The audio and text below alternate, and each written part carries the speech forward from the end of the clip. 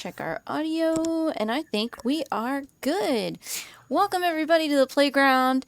It's Monday night, time for Vampire the Masquerade. I'm joined tonight by Nox, my storyteller, Skot, who plays our Idaho, Zack playing Vic, Martha plays Michael, and I'm your Alice. I want to welcome you to our Monday night live action role-playing session of Vampire the Masquerade Philly by Night. Really glad to be here with you guys. Warning on the offset, our Idaho is not feeling very well. So he'll be with us as long as he can.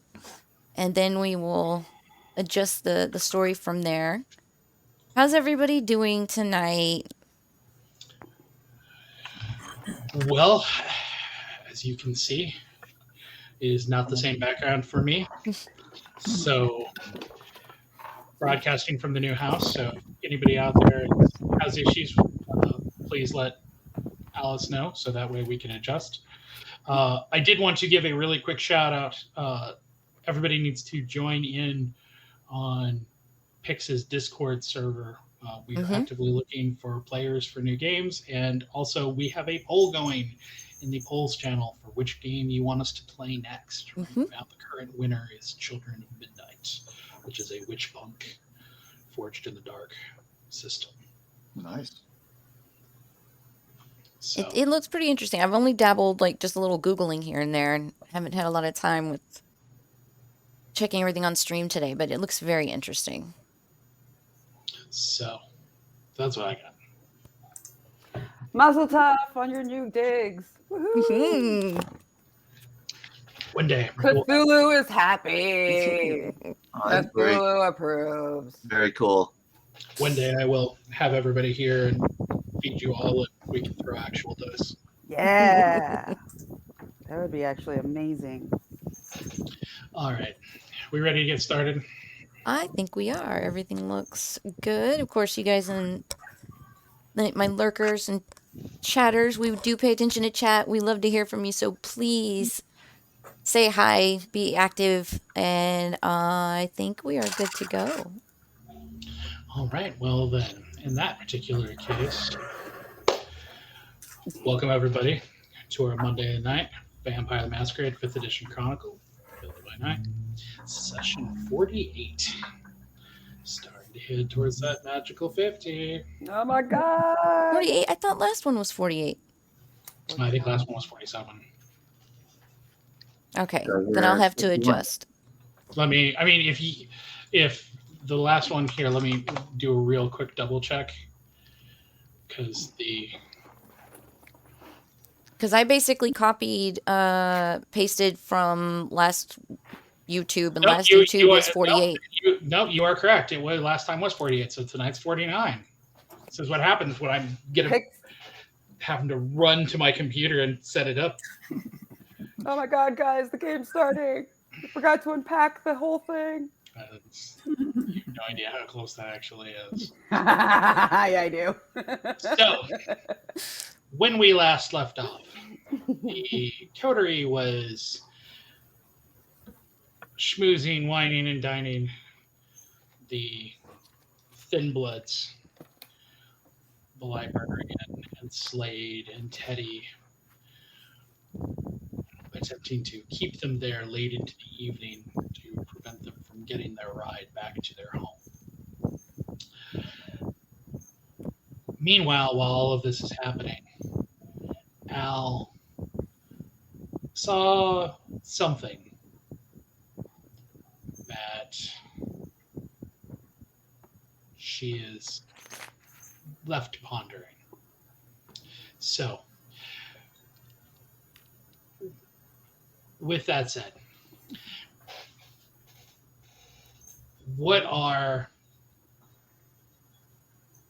as we come back to this scene, what are your guys' intentions? You know that the Thin Bloods are going to be called away to leave, that their ride is coming here soon to pick them up, to take them back to the Northeast. What are your collective intentions or individual intentions? What are you trying to do here? Oh, they're not allowed to leave. I'm going to restrain them to force their ride's hand and those who claim them into trying some shit on my territory. Okay, so so so Michael, you're actually intending to basically provoke some sort of aggressive action from the. Well, at this point, it is aggressive, and I'm well within my right as the Baron of South Philadelphia to hold those accountable. So, if they escorted the person who slaughtered our people to us, and then they think that their children can come and play in our yard again, boy, do we have a talking with their parents. Wait, I want to double check. So are you now declaring yourself as the Baron of South Philadelphia No, as no, well? no, no, no, no, no, no, no. Okay, I just wanted to. Just ADHD and misspeaking. Okay, sometimes it's just Just wanted to make mind sure farts. if that was a decree, No, we can certainly start a I two-tiered know, war on both sides if you want. no, and But, Fresh Do it. Prince and Fresh Let's Prince. go for it. I'm all Let's about do being it. the Fresh Prince. all right. What Trinity wants. So Idaho, what are your intentions here? Do you have any additional intentions or other intentions here? I mean, he's just kind of going along with it. Just kind of following the lead, just kind of seeing what's up and kind of following along. Okay. Vic, what about you? What are your intentions here? What are you? I'm not letting them leave at all. So, like, if they get up and try and leave, I'm going to have to restrain them. So I'm still standing behind them, ready to grab them if they try to make a run for it. Okay. And Al, what are you doing here? Now, at this point, just to clarify, bar has closed down. Everything's chill, so I'm not needed to like count anything down or anything like that, right? We are done for the night. Yeah, no, it is. Then, yeah, I imagine I'd be standing pretty close to Ruby and just kind of not being in the middle of the action, but in the fray, just kind of listening and kind of like Vic. If I'm needed, I'm there, but I'm not making any actions on my own. Okay, got it. All right, so party's going on. Everybody seems like they're in a pretty decent mood. Everybody's kind of doing their thing.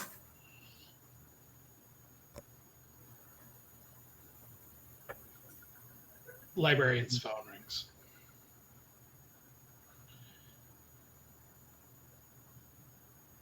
She picks up. She does not say a word. She turns it on, holds it to her ear for just a smattering of seconds, closes it, looks to the rest of the other thin bloods there, Teddy in particular, and says very tersely, says, "Hey, I know we're having fun. Time to wrap it up. We gotta go." Teddy seems disappointed, but he nods, kind of flashes a wistful smile to everybody, and it's like, "Guess there's always tomorrow night, right?" You're muted.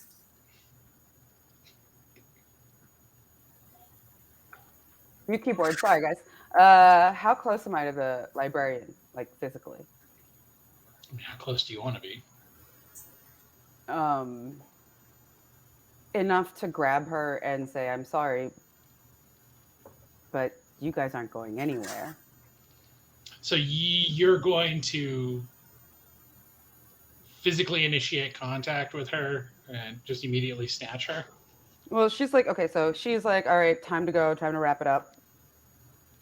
And Teddy's like, "Oh, well, I guess there's always tomorrow, right?" Right. And I'm like, If Michael makes a move to grab her, I'll grab Teddy. and yeah, so I'm gonna say like, "But tonight's not over yet," and try and like grab one of them, just physically, like kind of flirty, but not really, just to have a hand on. So when you okay, so let's ask the question. Who are you attempting to grab? Are you attempting to grab Teddy or are you attempting to grab the librarian? I think the librarian.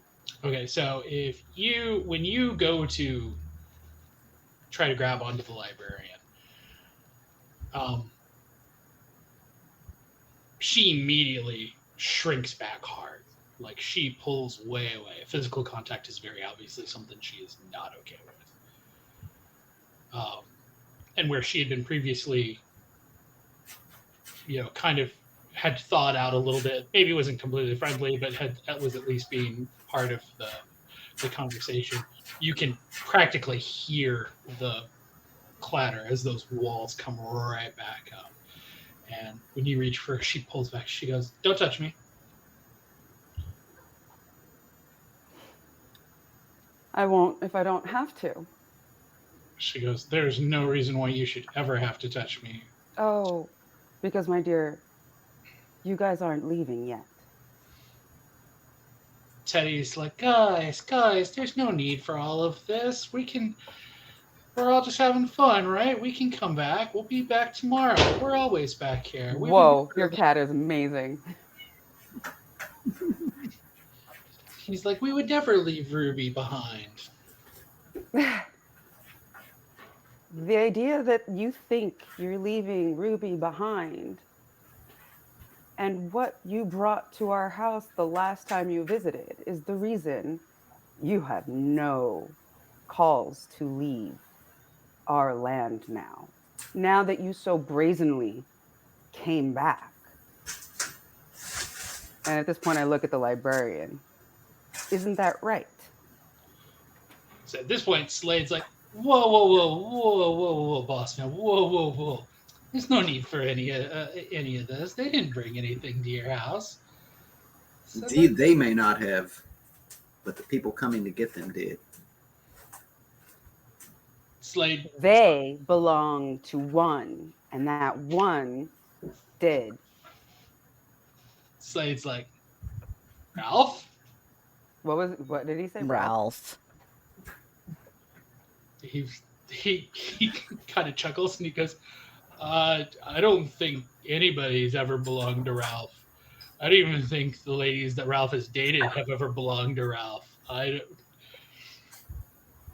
Is Ralph the dude of the northeast whatever? Slade's Sorry, like, this is meta. Slade is like, how about this? He goes, given the way Ralph talks about you guys, I'm sure you guys know Ralph. Why don't you come upstairs? You and Ralph can re-meet one another. We can hash this out. Everything will Why don't you bring Ralph down here? If he wants to collect his children, he can come get them himself. Slade kind of raises eyebrows at you and he goes, all right, boss man, I will go get Ralph. Although if Ralph has kids, they're definitely not here. So. And I look at Slade with like all ice and like absolutely no patience or implication that I am fucking around or willing his smart mouth right now. If Slade notices, he certainly does not give you any indication that he notices.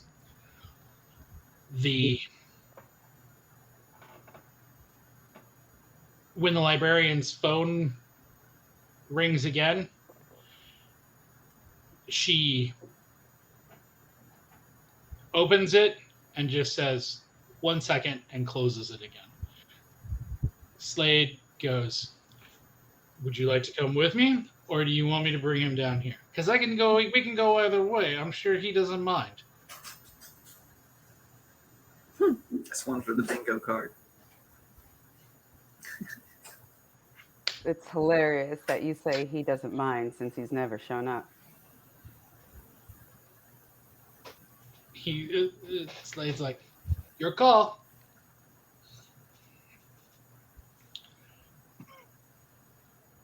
What do you want to do?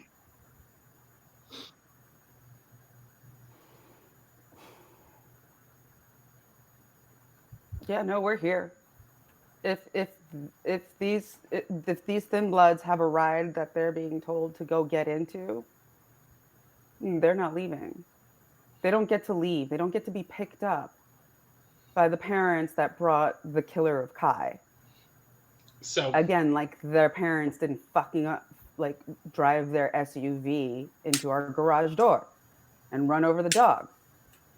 So Slade shrugs and he walks off. He starts to head upstairs.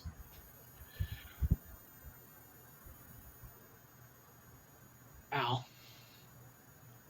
Ruby kind of steps back and kind of leans over like she's nuzzling into your ear and whispers, she goes, "What the fuck is going on?" I'm not entirely sure myself, so for the moment, I am quietly observing Boss and see what he wants to do in this situation. All right, can I call a timeout real quick? Sure. You Am I operating on incorrectly digested information?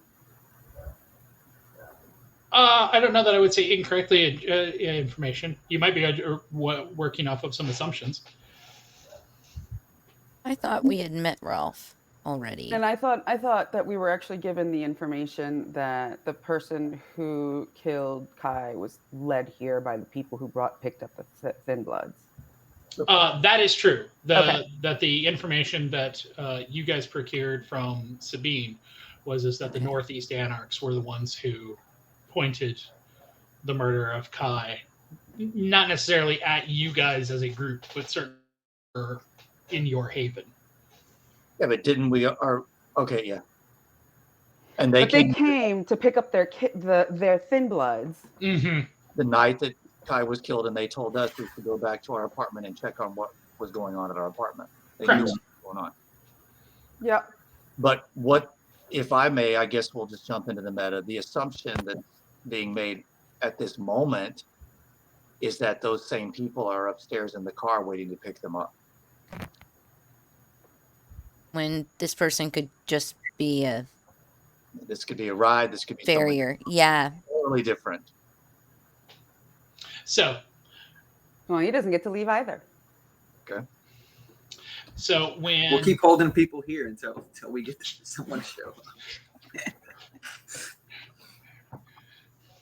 suddenly you're gonna have an Uber driver. There's gonna be a homeless guy. The guy from Yay, the, snacks for later. the guy from the Oh. bodega. So when Slade comes down a couple minutes later with a guy you guys have seen before. Now, the last time that you saw this guy, he was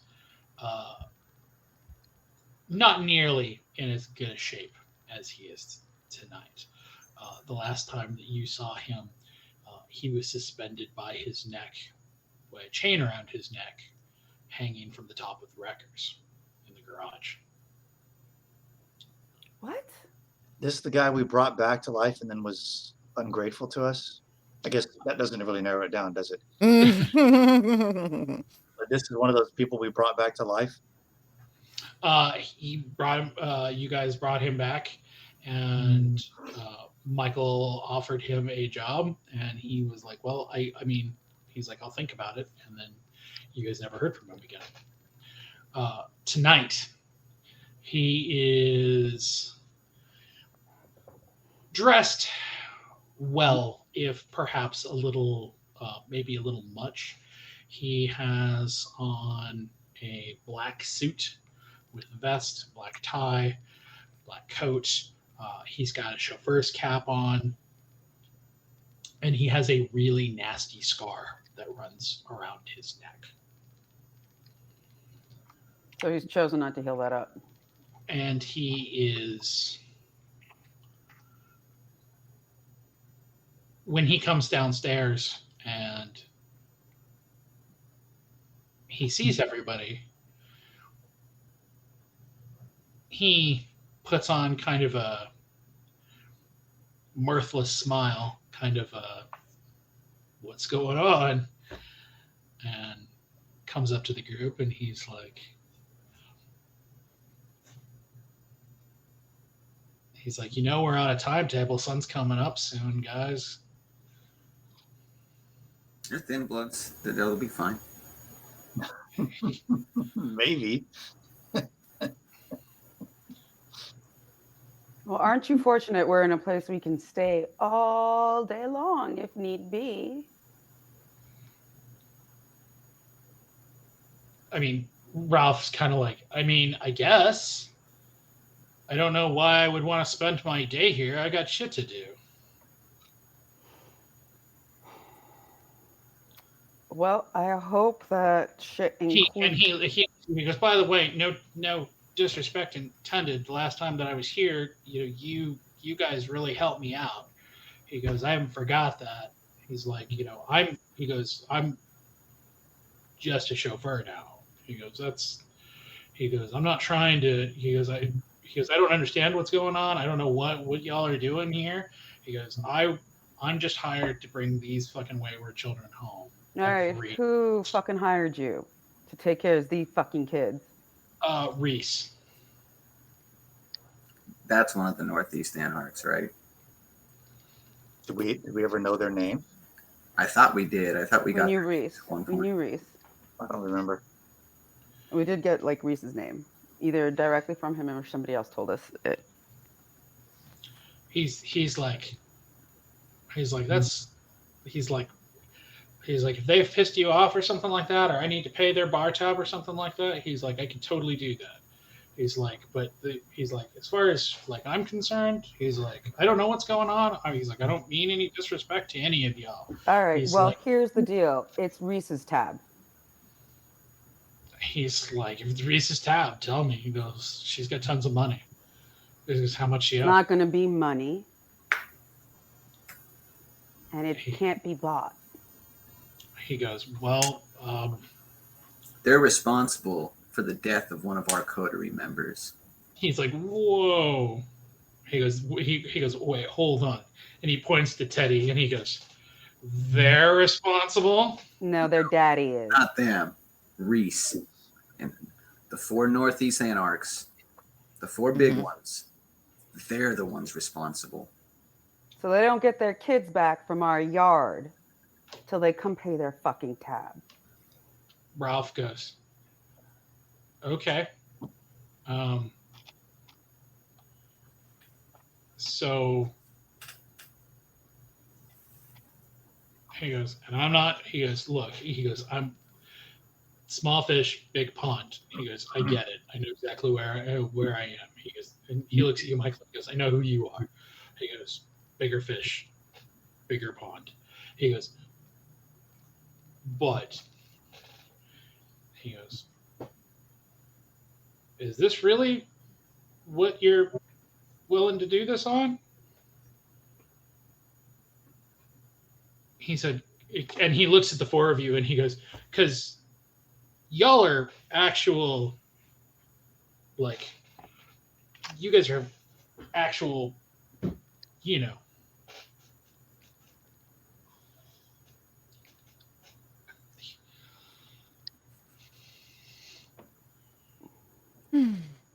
Vampire.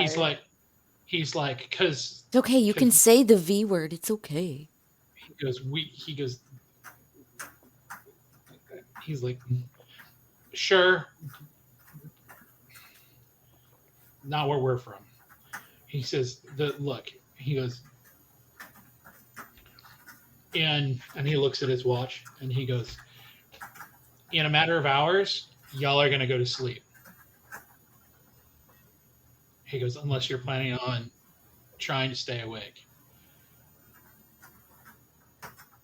He said, he points at Teddy. He goes, he can't stay awake. And he points at the librarian. He goes, she's got a couple more hours after you guys. And he points at Slade. And he goes, and this motherfucker is probably so wired on coke that he's going to be awake all of tomorrow. Well, as far as we know, Slade isn't No, involved. now this guy just let us know that Mhm. Slade is involved. Mm-hmm. He is involved. Yeah, I was like, oh, How did he so say? Slade is more than an acquaintance, since you know him so well.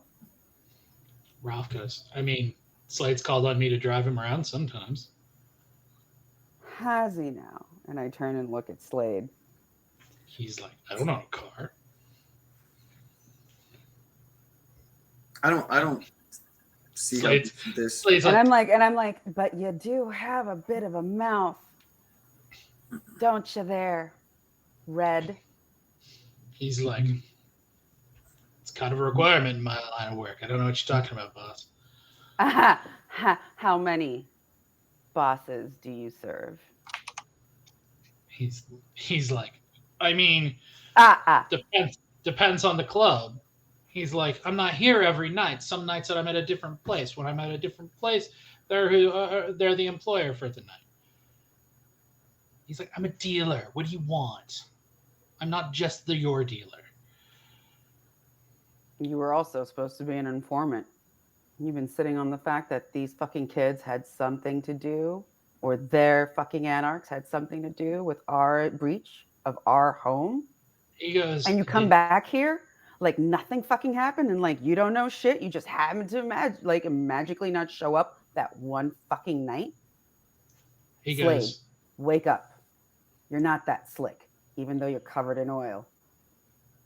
he like looks down and he goes, it's not oil.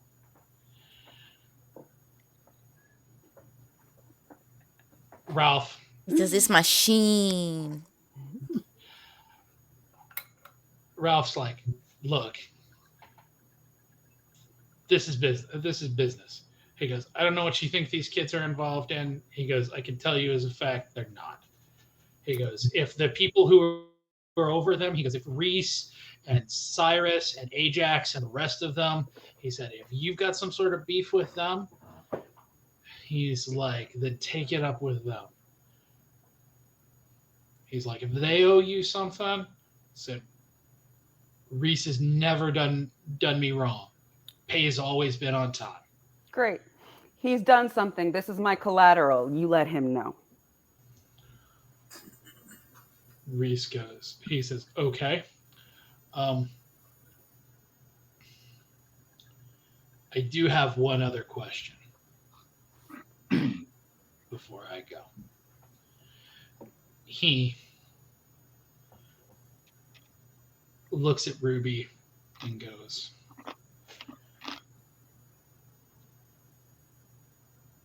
you know, it's gone around among our kind that you got an invitation. This might be a problem. At this point, like, I'm looking like, Alec, Alice, you want to figure out what this invitation's about? I mean, I'd love to find out. I So I guess he's don't not think leading I'm me really anymore. aware of the situation. Ruby looks at you and she goes, I told you, I got an invitation to the Cinder Institute. We were having the Oh, conversation the other night. The what institute? Okay, I didn't know that had anything to do with this. What is this institute? What did I miss? Yeah, Ruby, go ahead. Explain. Ruby goes to open her mouth, and she's like, I got an invitation to the Cinder Institute.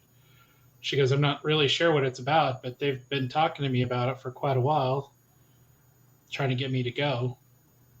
Yeah, what have they been saying as I'm looking at the Thin Bloods?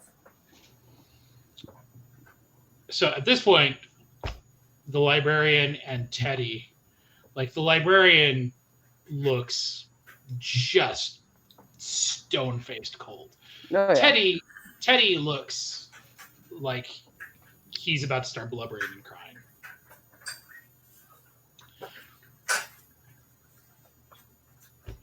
Ruby's like, don't know. They've told me it's a place for people like me. That's the only thing they've said for like a week that they've been working on you? She goes, well, they've been talking to me about it for quite a bit longer, but Well, then tell me what they've been talking to you about it. What's so great I that's have worth no an idea. invitation? She goes, I don't know. I haven't been there. No, but like, Okay, what is but there if you selling? haven't gotten enough information in a month of them working on you, that Like, doesn't call a red what's been their flag. sale pitch? Like, have you not like asked any questions? Like, if they're like trying to sell you on something? Ruby's kind of like, they just made it sound like it was something to teach me to be more me. That doesn't sound That like sounds a like cult at culty all. bullshit. Jinx. Does it have anything to do with Reese?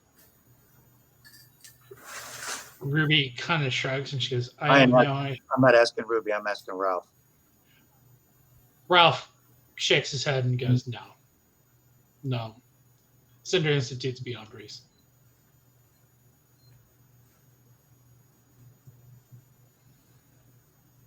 He goes, in fact, he goes, again, not trying to offend anybody or step on any toes. And he's like, but I'd be more concerned about what the Cinder Institute has to say about this kind of behavior than about what Reese has to say. What kind of behavior? Cinder Institute's for people like us. Okay, what kind You of keep behavior? saying those words. I don't think they mean what you think they mean. He says, oh, for I thin think they blood. mean exactly Ultimately gullible, those kind of people.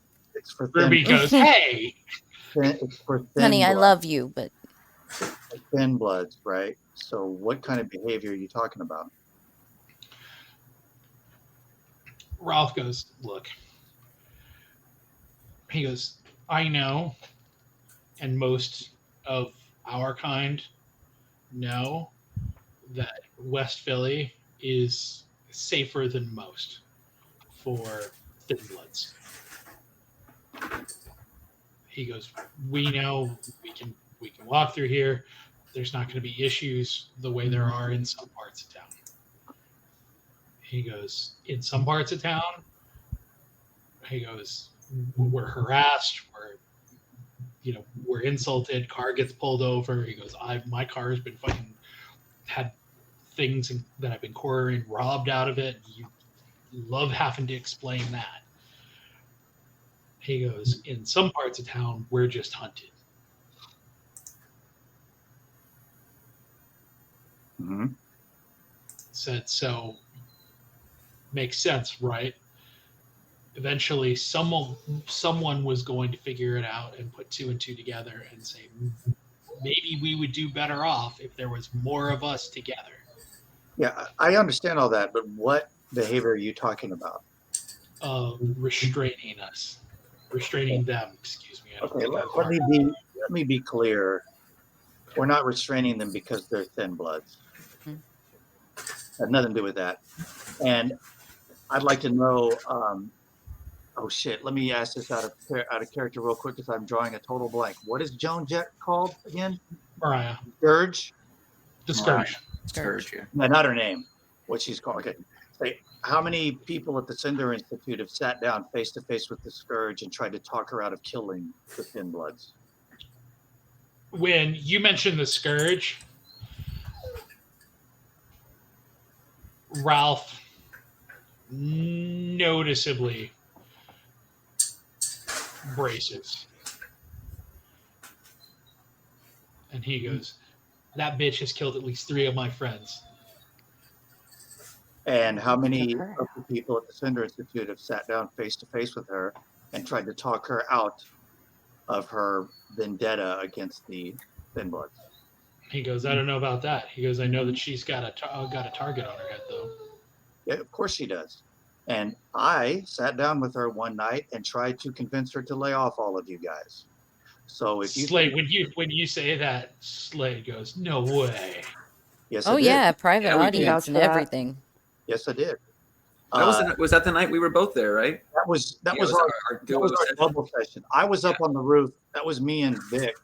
I was up on the roof talking to her while Vic was in the street throwing SUVs at humans. Getting ready to, yeah. I was invisible in the street. Yeah, so I basically, so I say, so don't confuse this as anything against Thin Bloods. That's not what this is about. We wouldn't care if we'd be behaving this way as vamps. If you were vamps, you were full This is all complete about chain of vamps, command. Thin Bloods, or humans. It has nothing to do with what you are. It has to do with who you're with. It's all about chain of command. We here care about actions. Do you hear me? We don't care who the fuck you are or what the fuck you are. We care what the fuck you do. And this is what we're talking about. Slade pipes up and he goes, that's true, boss man. He goes, then what's your issue with us? So because none of us have done anything to you. Yeah, but your boss did. Or at least theirs did. He's like, I mean, so look, like, I don't know if my people are fucking around in your boss's gland and they are there the day that I go to fuck around, I go collect them and I bring them, I'm not letting my people go back on that territory like it was nothing. That's stupid. Because it's ignoring the fact that I did something. Capiche? Ralph is like, you mean like the guy that you pancaked at the bar? You mean the beans? He nods. Yeah, that I don't know what that has to do with anything. So Ralph, here's what my yeah, that's bullshit. Here's my advice for you, buddy. Right now, I assume the Baron is going to let you leave. You probably be smart to continue to let that happen instead of talk yourself into some trouble. Ralph goes, all right. He goes, well, if you're not letting them go, he said, then there's no reason to be here, particularly if you guys are gonna be like this. So we can't broker what you don't want to use this, Michael, to broker a meeting with Reese? That's all I'm trying to do. This is all I'm trying to do is I'm trying to meet fucking Reese and I'm trying to get you to bring him here because if he thinks he can bring somebody to slaughter somebody in my fucking home and then let his kids run around my yard. Does Reese know that they're here? Ralph thumbs it at Teddy in the library and goes, you mean them? He goes, I'm assuming he's paying me. Excuse me. She's paying me. Reese knows that the two of them are here tonight? He goes, I assume. He doesn't. Reese knows everything that goes on in his her territory. Wait. I thought Reese was a man. This is meta. Reese is the chick. Okay. Reese is a super, super androgynous woman. Okay. So yeah, I mean. So she knows. Wait. Can you repeat that last bit again? Sure. Reese knows everything goes on in her territory. Yeah, you're gonna have to bring Reese here, and the other ones too. We won't hurt anybody because we're not gonna bring their big fancy armor if it helps them feel more comfortable. Rather they didn't, but okay. Don't even make things even more difficult. Ralph goes, okay, well, I will pass along the message. Is there anything else?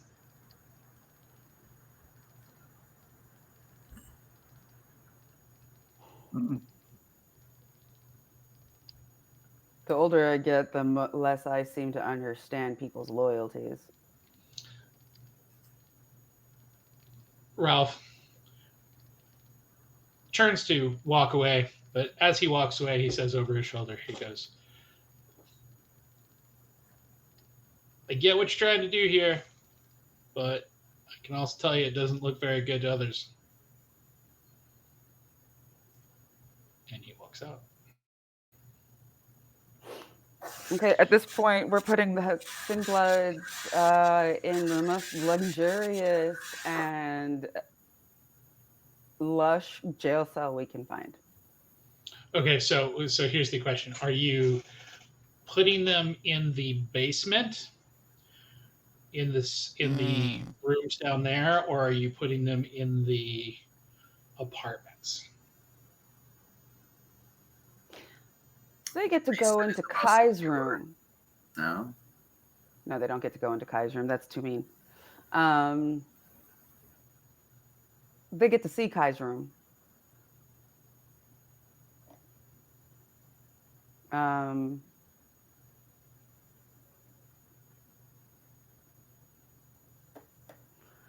don't know, team. What do you guys think?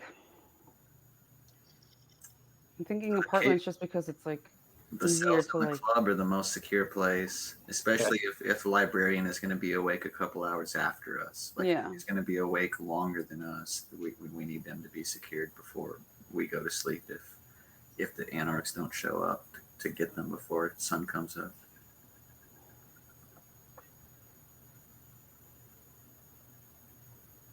I mean, we're keeping them against their will. Might as well just throw them in a jail cell. I agree. Is what we're gonna do. Like at this point, like considering the fact that like we said we're not trying to be like cruel and unusual, and we're not doing this because of them, and it's only because of who they are. I'm not trying to punish them for their dad's behavior, but I am trying to keep Need to them make as, sure like, Honestly, I think it's a bit overblown, just in the sense of like, if all we're trying to do is get a meeting with Reese, do we really think that like all of this is worth it? But it's Is this literally the last resort of finding a way to meet Reese? Because it seems like the most complicated. Yeah, but I'm not saying it's a bad idea. I'm just saying, have we tried everything else? Well, here's the thing, because like at this point, it's like a huge assault on us, and it's like if we're going to keep going and like have any validity, like this can't stand. The fact that they literally brought somebody to slaughter that we were protecting, like you know what I mean? That's not the point. Like, this is my point. Okay. Like, so they have also become a huge opposition to us. So I was thinking either like bringing them on to our fields where we have the upper hand because we know the terrain and stuff, and like we could have whatever confrontation we needed with the heads of that group in our territory because we have the upper hand, rather than planning on something over there. But that was just like my thought process. Idaho, what were you going to say? We've already played our hand. I mean, we've already told them that they can't leave. So, but on the chance that there is a way to resolve this without needing them here, that would make us look a little more merciful. Yeah, but like we threatened, we're going to keep you here, but back. You know, like we're not like literally doing an arm for an arm or a life for a fucking life. We're not diablerizing one of them because they're so delicious, are we? We're just like, hey, listen. I mean, is that an option? I'm ready.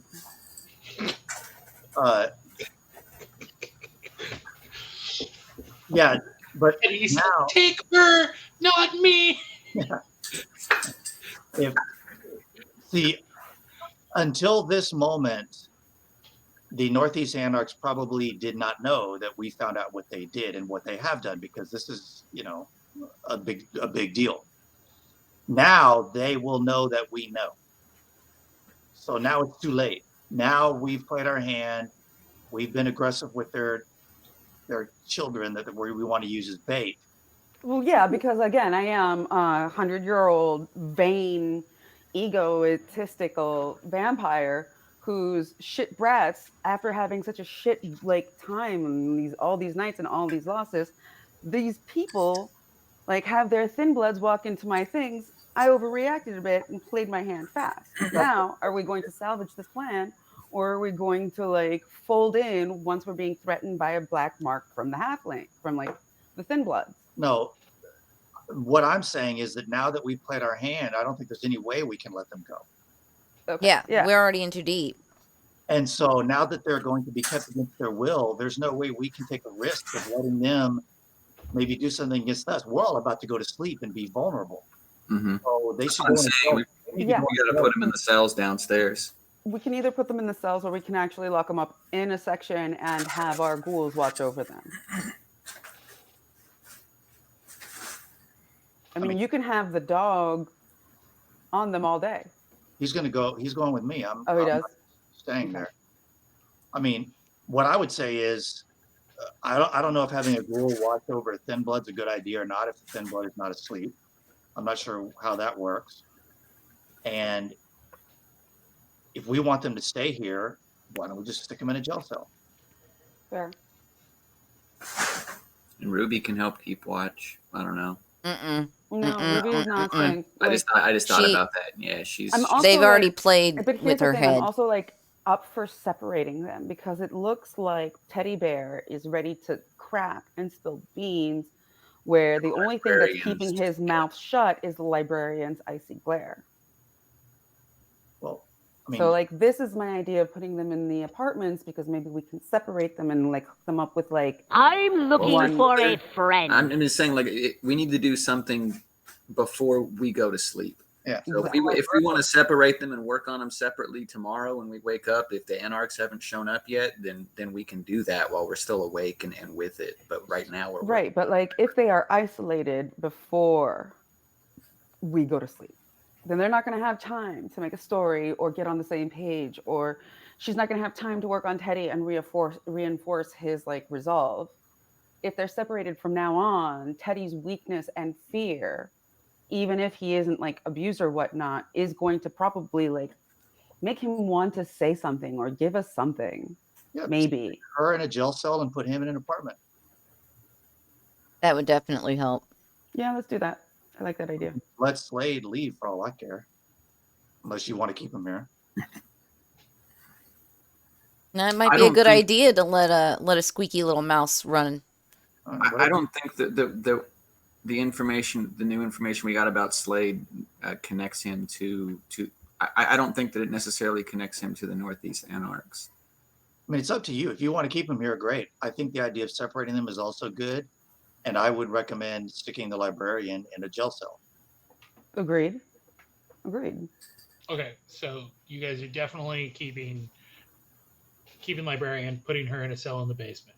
You are putting Teddy in an apartment. We'll get to which apartment you're going to put Teddy in. Put him in the one that Kai was killed in. And what are you going to do about Slade?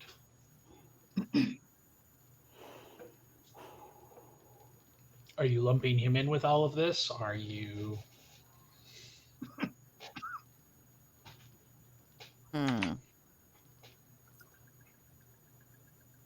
God, I wish there was something like truth serum. No, but I feel like he feeds off of the attention. So if there is information we feel like we want to glean from him, maybe leaving him on his own for 12 hours will be enough to do it. I mean, No, because like if you just want to err to the side of caution, just keep him here. If tomorrow we find out he's not involved, then we just say, "Hey, sorry." Go about your there's business. also the thought that like because of his mouth, he could go ahead and say like what is kind of like putting it out there like before like the story gets twisted out that like all right, they're not hurting anybody, they're not whatever, they're just trying to like keep in terms with the Northeast Anarchs and this shit's going down now, kind of like letting the word out without like but like conscientiously like controlled. But you're gonna use the word control with Slade. Mm-hmm. Yeah, because he is the controlled detonation to like get rid of the mine. Okay. I mean, whatever you want to do with them. I don't know. I'm thinking that might be like a good idea to like a good way of using him since he's been witness to the fact that we aren't harming anybody. Like I want to make sure that librarian girl has like whatever blood she needs, like whatever she needs down there. That there's nothing that she's like. If they're hungry, we'll get them food. You know. Yeah, kind of stuff. Or like bleed. Take care Or of their like needs. yeah. Alice. But that's what I'm thinking because like it might be in our interest to let him out to say what's going on before Reese comes back. I mean, okay, or like anything escalates. I don't know. here's my unabashed opinion on this. Yes. I'm not convinced Slade is involved with the Northeast Anarchs. I don't Right. really. I'm not either. I don't see Right. Slade as any kind of a real threat. Right. I also would not count on Slade to go out and spread the word we want him to, the way we want him to do it. I would say it's kind of like once you've reached this point, you want to just err to the side of caution. As much as I don't think it's a good idea to keep him here, I feel like we've gone too far now, and we should control the situation. All three of them should stay under our custody until we figure out what we're doing with the Northeast Anarchs. Maybe we tell him we're keeping him as a witness so that he can see that we're not mistreating the Thin Bloods in any way. We could put him in an apartment too. We can say, Slade, we would like you to stay we're going to have you stay in an apartment until we figure out what's going on, because this is a very serious threat and we need to figure out what's going on. I mean, I don't think he's going to care. Doesn't matter if he cares. I don't care if he cares. I mean, that's not the point. It's that we have a baron to run and we've been affronted, and we're trying to determine how do we keep ourselves safe. Right. And if it turns out that he is not contributing to a lack of safety, then great, he can go about his normal business. If he gets all pissed off and says he's never coming back, so what? Business. Yeah, if he can't understand that, I mean, he's associated with people that are associated with people who attacked our home and killed somebody. Yeah, but that's also like, again, as he said, he is a drug dealer. There's a risk that comes with it. I wouldn't even, if you're going to let him go, I wouldn't even worry about trying to control what he says. Just say, okay, Slade, it seems like you're not part of this, so see you later. That's what I'm saying, because that's exactly what I'm trying to say. Like, because like what he's seen so far is going to work in our favor. All right. Well, if you're not worried about that, then just let him go and we'll see what happens. Yeah, I figure that might be the way to go about it. Like, since the die is cast, let it be cast. All right. Thing. Yeah, let's do it. Send him on his way. Alice. Ruby kind of looks at you and is like, are you okay with this?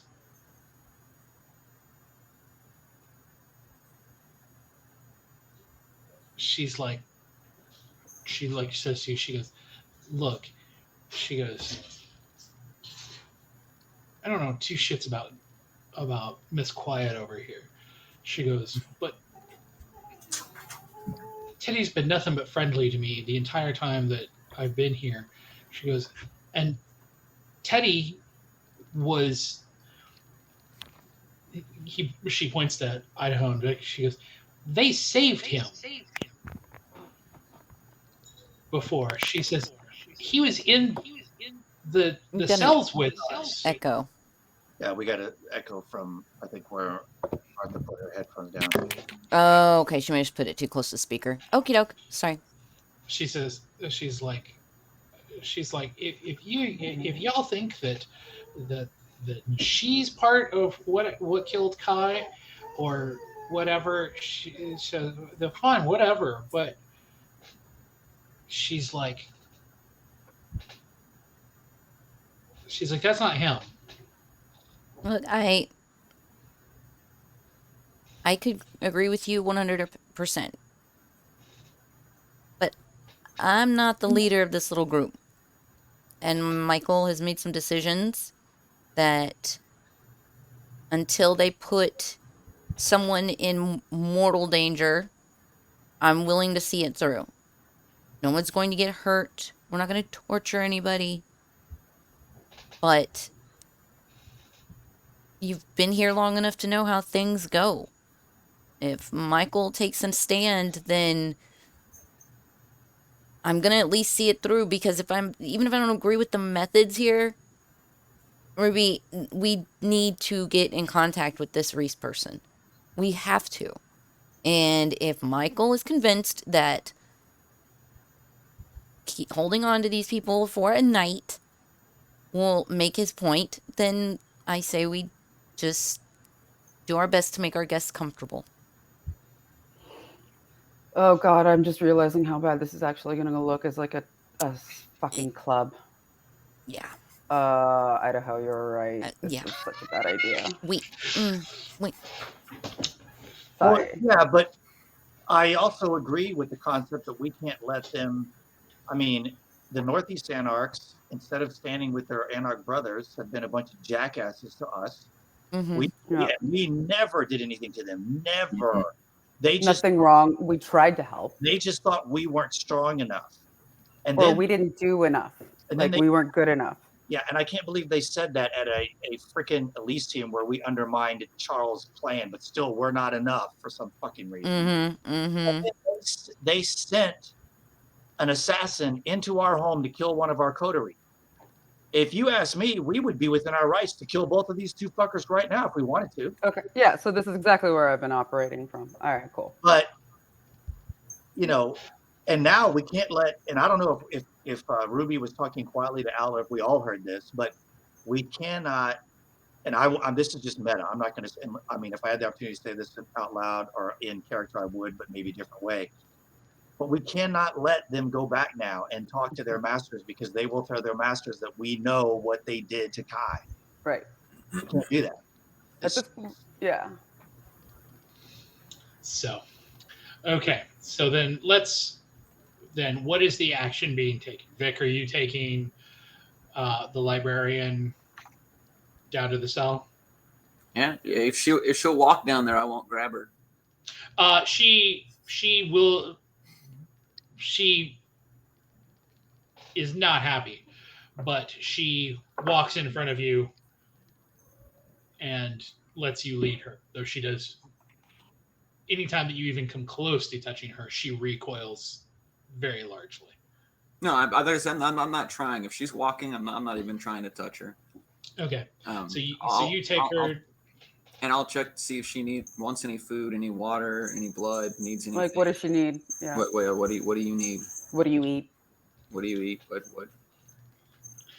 She basically walks into the corner of the cell and sits down very primly. She doesn't say anything. She just kind of sits down and gives you a very stony glare. I'm sorry it's all come down to this, and I know you were not responsible for this, but by association, the people that you're associated with have caused some havoc on our house, and they're going to have to pay for it. And I'm sorry you got caught in the middle.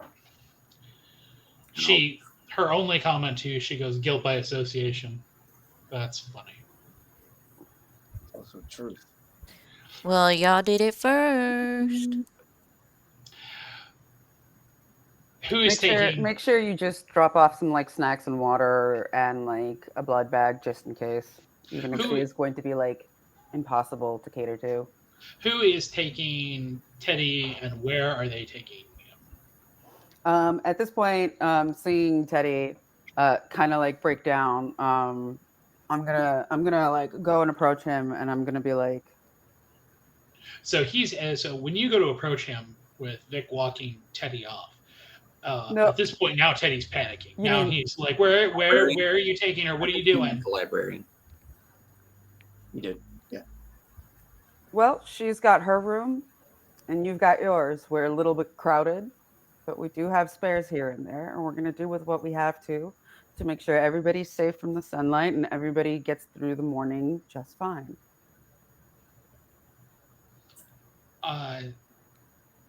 He looks at Ruby, who she gives a really big sigh, and she nods and she says, "Just go along with it." Like, if you want to follow me, I'm going to set you up where we can accommodate you. Slade is watching this entire thing and waiting to see what is said or done towards him. And I'm going to encourage Teddy towards Ruby and Alice. And in the meantime, I'm going to like lean in really quick to Alice. It's like, when you're finding him a room, check into Kai's to see if it's been cleaned up. As long as he sees it, be like, "Oops, I'm sorry, it's not ready yet."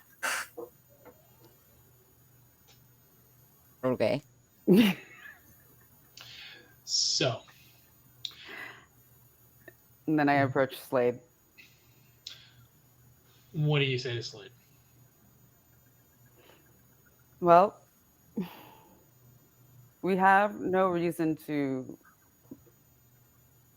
We have no absolute concrete reason to believe that you were involved in anything other than coincidental times. So I'm sorry to have made you bear witness to this, but Slade, let's see how good of a. Let's see how much you like me as a boss. Slade goes, Boston, how many times have I come to you with information? How many times have I gone to bat for you? How many times have I shown up here and given you some sort of information, given you some sort of rumors, given you, how many times have I come to you? How many times has this been a beneficial business relationship? That's why you're walking out of here, because this has been a very beneficial relationship, and I have absolutely no reason other than paranoia to suspect otherwise. You don't have to like charge your case. I am not that much into the void. No, I'm not going to say that. And it's like, that's why you get to walk out of here. This has been a very fruitful, and I have absolutely nothing to suspect you on other than a coincidental absence. Just happened that was a really bad night for everybody. Slade. And when we couldn't get a hold of you afterwards, we were worried maybe that you got taken out too. Slade shakes his head and goes, shit like this is bad for business. And he walks out.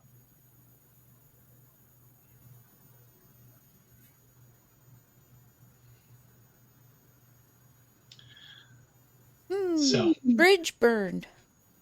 The Northeast Anarchs are bad for business. We're not really, compared to them, we're not doing much.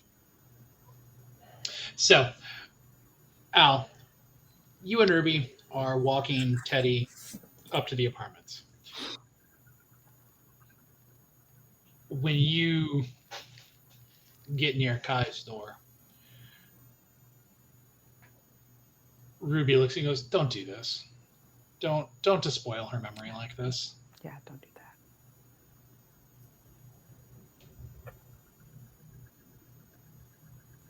I'll hold off, but just know this is a tactic I am willing to resort to.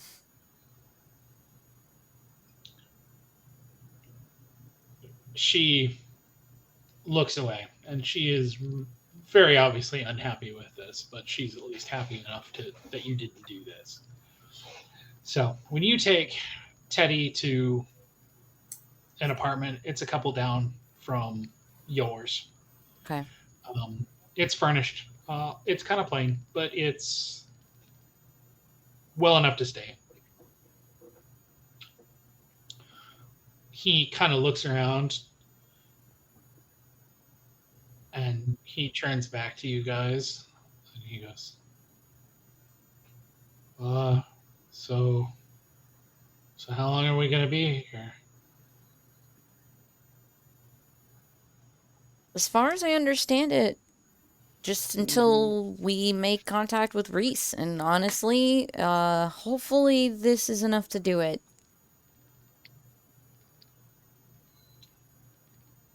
He sits down on the couch and he doesn't just look sad. He looks depressed. He looks hopeless.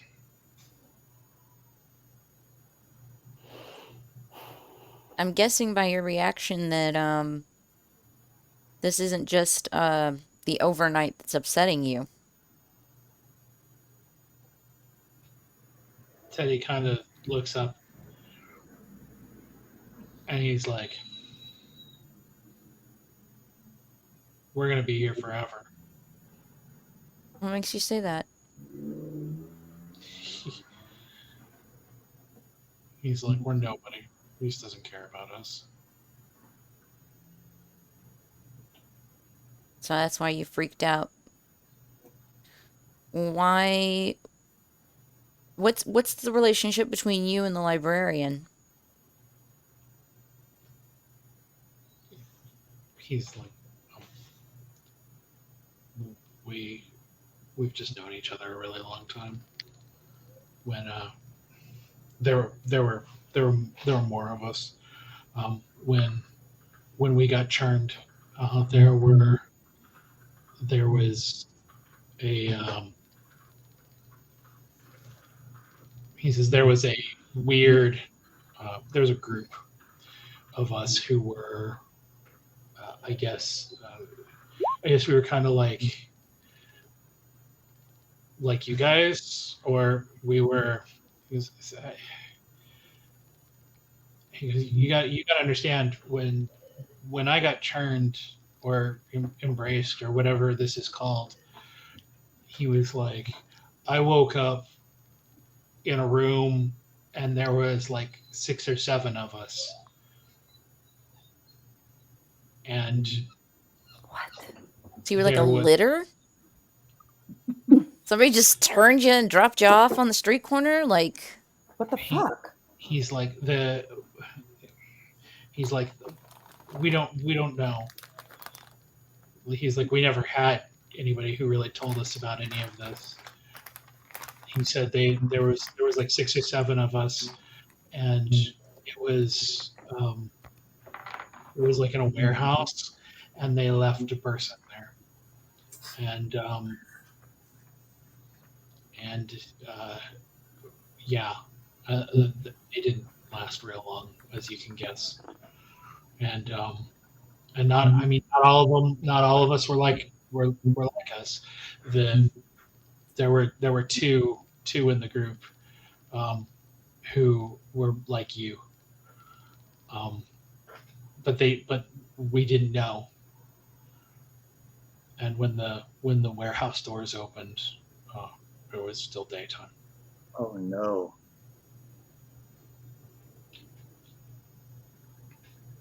He was like, we lost 3, and then he was like, which just left, and there was 4 of us, and then I was hanging out in a bar along the river a lot, and was just trying to figure it out, even though I wasn't really welcome there. And then that's when your friend found me with my guts hanging out. And then, and then the 4 of us ended up at the naval base. He looks down. He goes, and now it's just her and I. It's just Lisa and I. He goes, we don't really. He says we don't really like one another. I guess honestly, I don't think she likes me very much. But he goes, but we're all we really know. I can understand that. He goes, that's, he looks up at Ruby and he goes, that's why we like you so much. Is he goes, you're one of us. He goes, or I thought you were.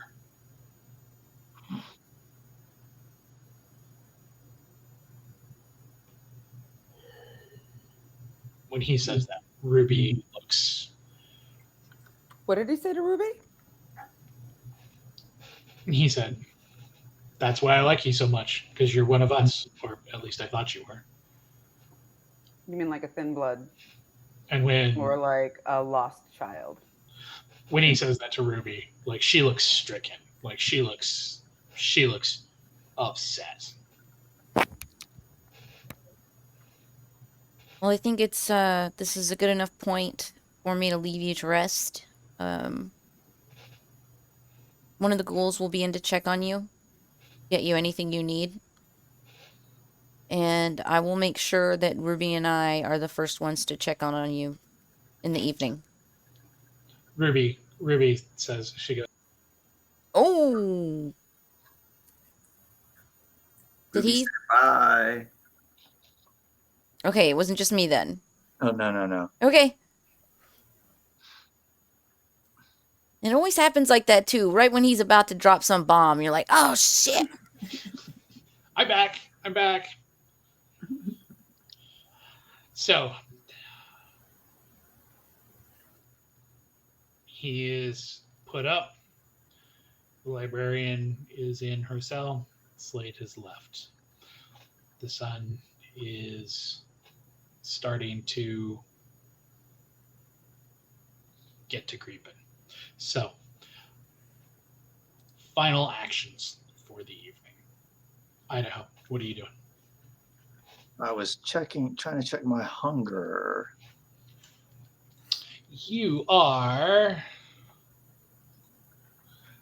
hunger is at a 2. I can live with that. So what are you going to do? Are you going to take off for parts unknown? Yeah, and it really sucks because this is going to be really interesting, but I do need to. I can feel myself fading fast. Mm-hmm. Okay. So what we will say is that you take off and hole up somewhere for the remainder of the evening and for the next day. Yeah, that really sucks though to not be there for when it seems like something really serious is going down. But yeah, I mean, you got to take care of yourself, man. Mm-hmm. Yeah. And who knows, if the Northeast Anarchs decide not to follow up the bait, maybe I won't miss much. If they don't show up, then we use that against them. Like pull the thin bloods and be like, they're not going to show up for you. You obviously done hanging out with the wrong people. Like if they're not going to come, yeah, it could be used as a we're not tactic to flip them or anything. I don't know if it would flip them. It might just make them say they don't want to be associated with any of us because they're going to be really peeved at us too. But whatever. Well, XP's, no. XP's been awarded for you for coming tonight. I know. Thank you for coming. Thank you. Yeah. All right, Get guys. some rest. See you next time. Alrighty. Good night. Feel so much better. So, Vic. Bio break? Fine. We're getting there. Yeah. Vic. I think we're just wrapping up the evening. Yep. Final action for the evening. What are you doing? Just like Michael said, just bringing down some snacks, some water, and some blood bag to the library and making sure she's taken care of something for the night. nice and fuzzy. Yeah. When you bring it down, she has not moved, and when you put it in there, she doesn't move. Fine. It's fine. Yeah. Just making sure she's taken care of. So.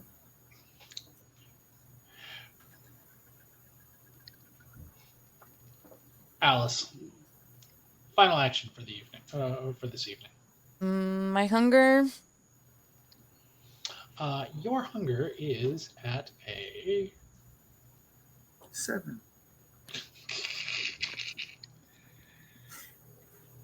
two. Okay. Yeah, I think I'll just retire to our room with Ruby. And before fading, I'd want to ask Ruby, you really feel that abandoned?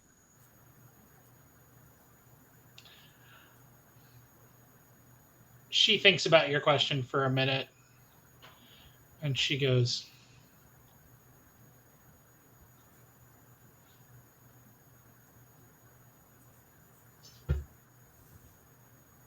it was different for me.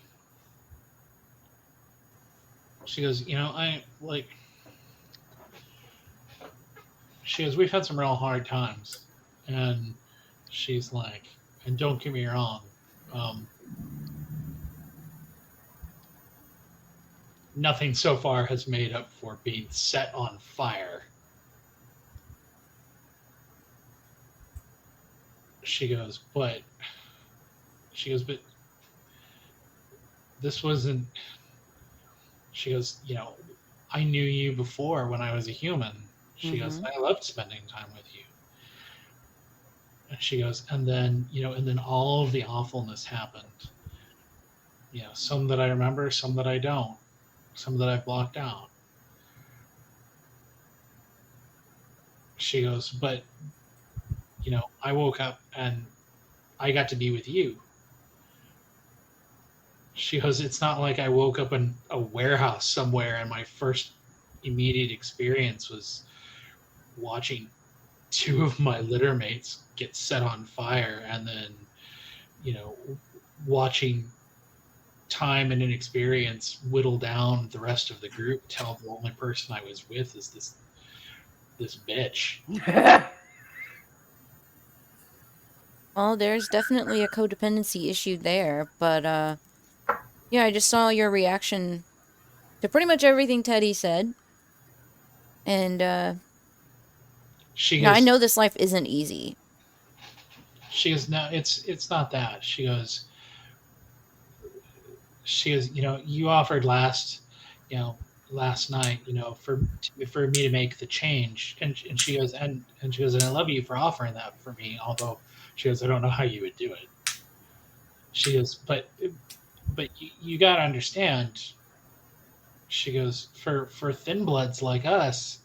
She goes, you know, us being thin bloods is just like you being a vampire. She goes, that's part of the identity. Mm-hmm. She goes, it's in a weird way, it's kind of like being a whole new group of people, where, she goes, it's feels kind of gross to say, but we're kind of the minority of the vampire world, and we get treated like it all the time. I know. It's not Not a fun experience. not everyone is as inclusive as we try to be here, and that's why within our sanctum we try to set an example. We try to fight what's right. But we can't control the outside world, and obviously those outside forces are against that inclusivity, against the idea of can't we all just get along is not in their vocabulary. So She goes, oh, I definitely understand that one. She goes, no, I don't feel abandoned. She goes, I just feel sad that he does. understood. Do you wanna invite her? Do you want to open up? Like, would it be in Alice's nature to be like, do you want to invite him here with us in the evening? Would that be something that Alice would do? Mm-mm. Okay. I was also going to say, and even if Alice wouldn't do it, Lane would throw a shit fit at it. Okay, yeah. I forgot Lane is there. Mm-hmm.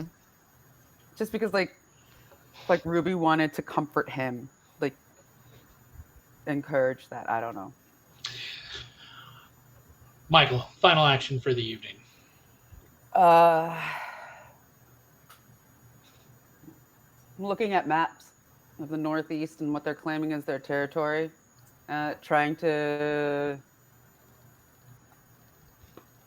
go through, I guess, like my personal notes and stuff, see if I can remember anything pertinent regarding them before this all comes to a head. One thing that definitely is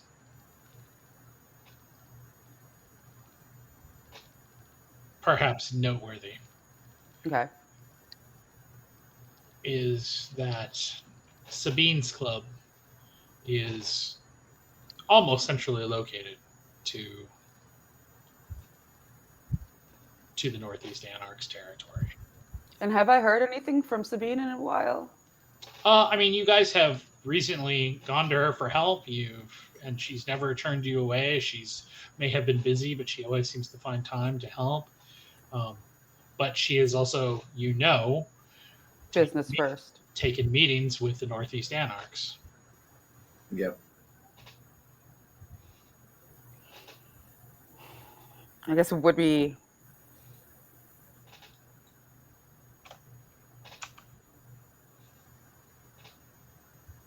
I'm not like I don't know where I stand with her to the point of like, yes, we've had our dalliance, but as in like actual trust or faith, I feel like she's very much her and her well-being and her business comes first, period, full stop. Well, she's also the one that gave me and Alice the information that it was the Northeast Anarchs that sent this guy to kill Kai. Like Okay. that's where we got the information. Okay, that's from. what I was thinking. Okay, yeah. So I'm gonna thank you for reminding me. So I'm just gonna let her do a message, be like, Worth mentioning, Vic, is that she didn't give that to you. Well, yeah, we owe her a minor boon. You guys bargained for that. That's Yeah. she definitely made sure that she got hers on that particular deal. So We owe her a minor boon. Me and Al do. Okay. Al and I do. Okay. So I'm gonna go ahead and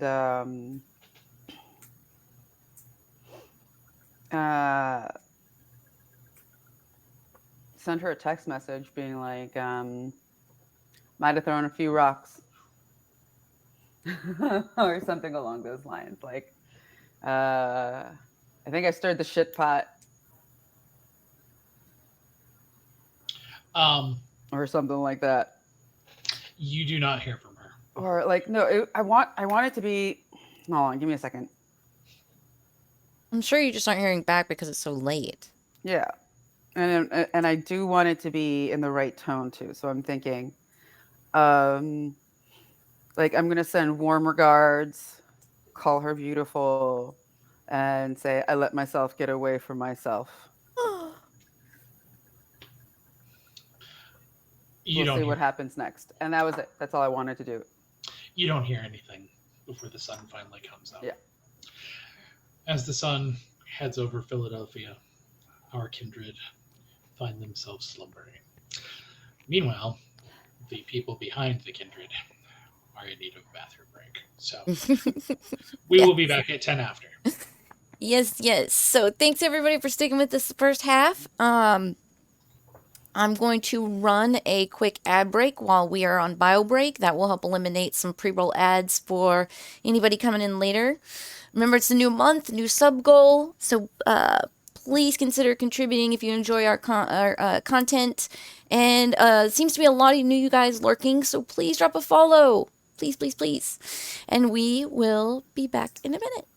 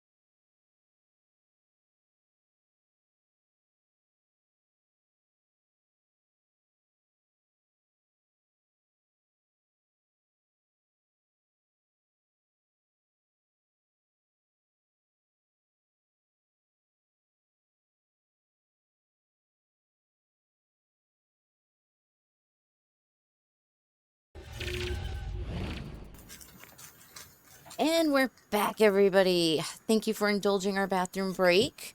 Welcome to the playground. I'm Pixie Phoenix. I'm a variety streamer here on Twitch. And tonight, we're doing our live action role playing session of Vampire the Masquerade Philly by Night.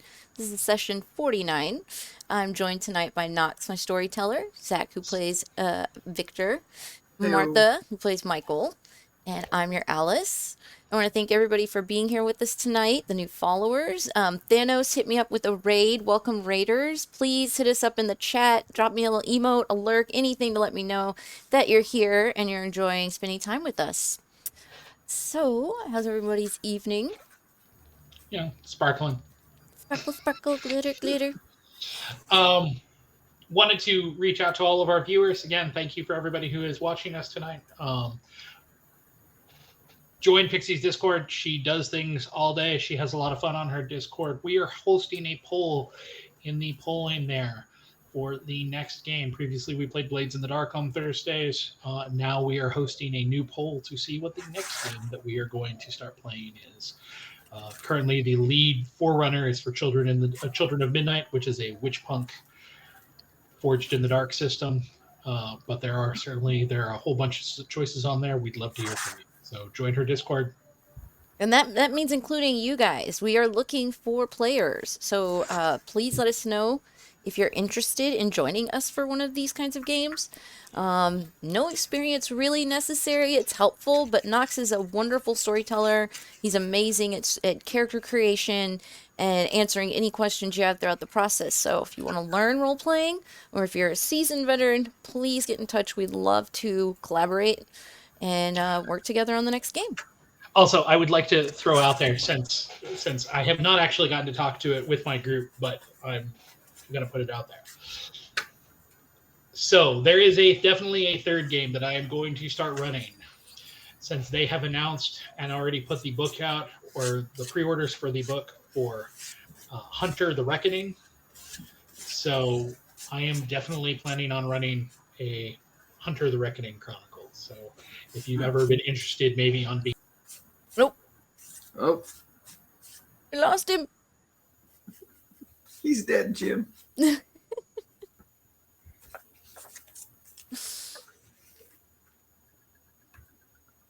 Come on, Nox, refresh. MU roll 20. God damn this system. Hopefully we'll have some changes soon. All right, so before we come back into it, a couple people mentioned that they had wanted to spend some XP on new things. Have you guys figured out what you are going to be doing? No. I Too don't think many I was spending choices. XP. I think I'm saving. No kitty. Out.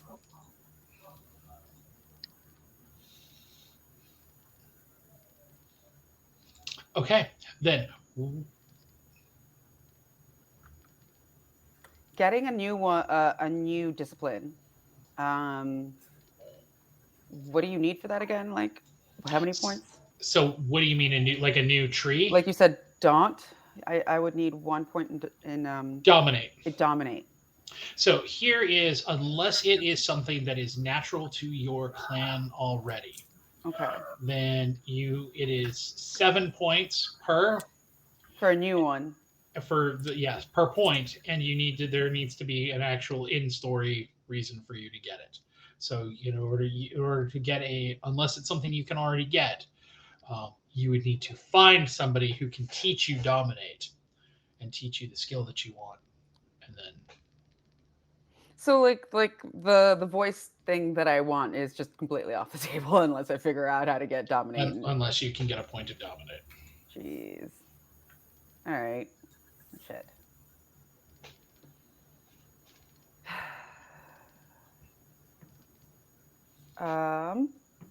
Okay, what was the other one? So there was the ones that you were still missing from your presence. Mm-hmm. Lingering Kiss, which you said you didn't want because you don't want to sparkle. No, I already sparkle. I don't want to be the dragon. Entrancement. Okay.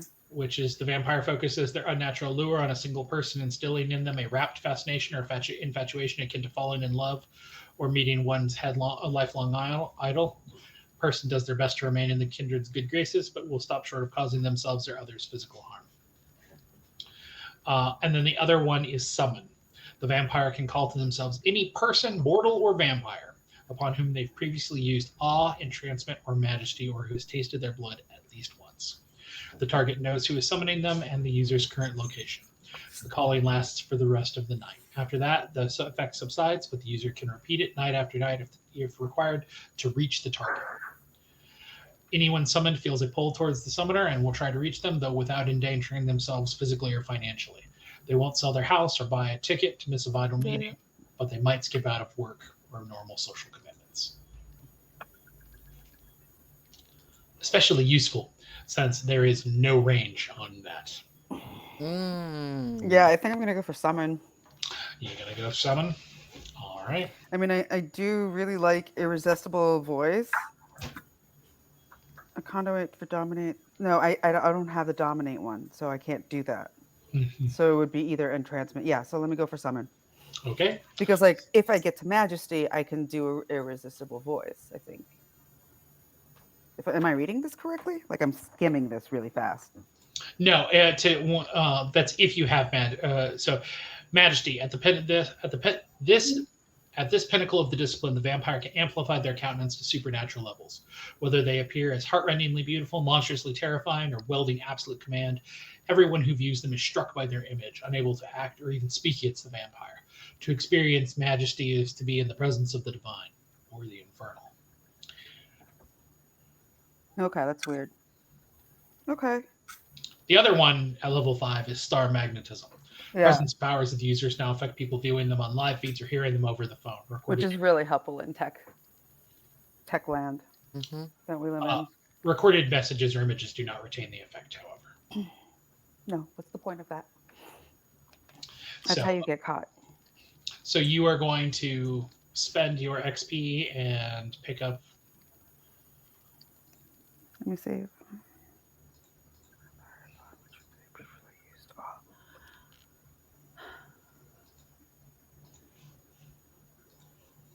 And I haven't actually used awe on that many people, though, have I?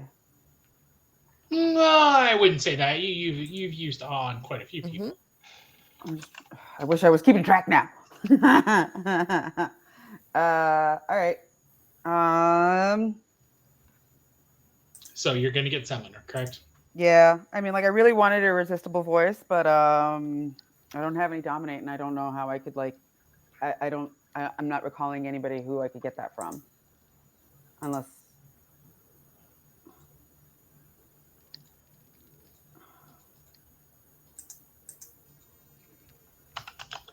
Is it 260? What clan has dominate natural? Oh, clans that have dominate naturally?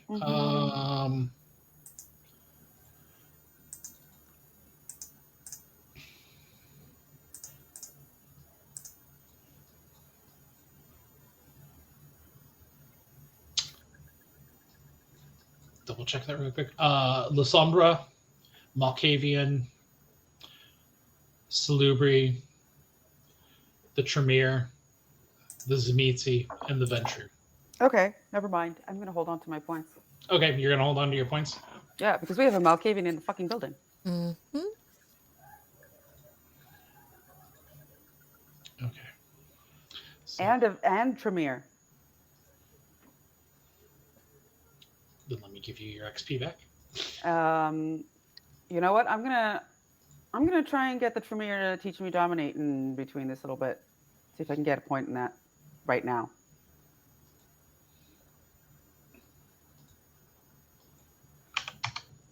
Do I roll for that or what? No, that's going to have to be in story. Okay. Okay, so nobody's spending XP. So it Spent is. mine. It is the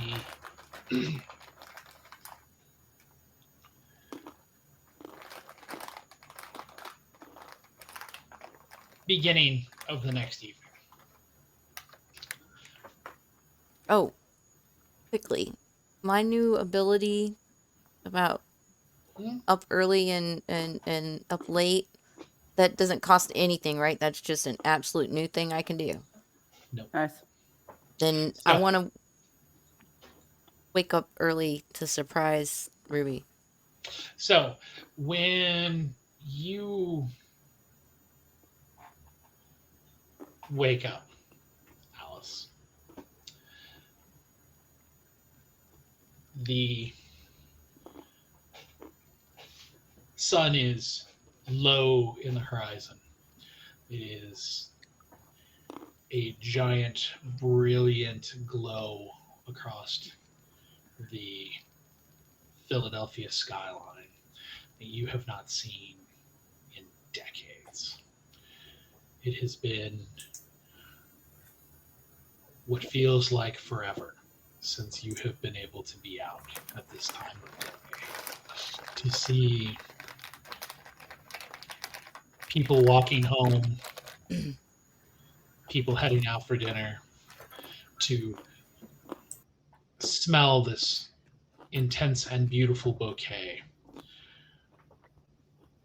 And yes, even though it is only an hour and a half more than you would normally get, there is something incredible about seeing the city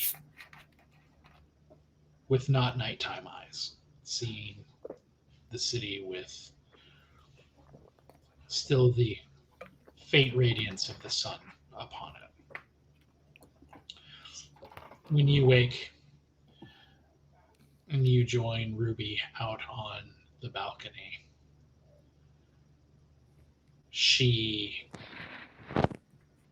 is shocked at first, but she quickly curls into you and for a moment, for a brief moment, you get to be a part of her world and feel the sun on your skin once more. And then the sun goes down. See, And baby, I'm trying to meet you halfway. Right. And with that comes the ever-present hunger. Let's do some housekeeping. Oh boy. Just wait till she diablerizes her. If you knew everything about my new religion, That's why I said it. damn it. Everybody getting hungry. Come on, Michael. Ooh. Ooh. Look at us. I would Oof. not want to have a beating heart in this household tonight. Oof. That's a scary, scary place to be. Who's hungry? I think I should only get a 2. Yeah, I should just be at a 2. Same here. I guess I'm at a 3. You, I thought, are at a 2. Okay. Alice is at a 3. Mm-hmm. You were at a 2. Earlier I asked it at 2. Yeah, you asked last night, and he said. He's adding this one. Okay. Right, That's what I was asking. Was what I was at. Right, you're at 3 now. Mm-hmm. Someone's cranky. Hangry. I think the term is hangry. At this point, diablerizing Ruby seems... Or crungy. Could Alice and I not... Ruby not use that hour to... You can. You can indeed if you want to. I imagine she'd be hungry. She is definitely. She has been sating herself mostly on food. Mm-hmm. She has not actually sated her other hunger in a bit. So she is definitely open to some alternative food if you would like to go hunting. Sounds good. Yep. Okay, so roll 6 dice, 3 and 3. Mm.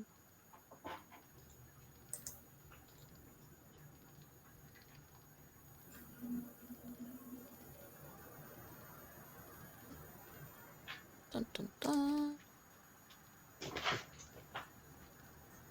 Hmm? Can I ask a meta side quote? You can indeed ask a meta question. Sorry, I just read the outstanding quests. Can you remind me what Sabine's reaction to Kai was? She thought Kai was very tasty. She was definitely interested in. How would she know?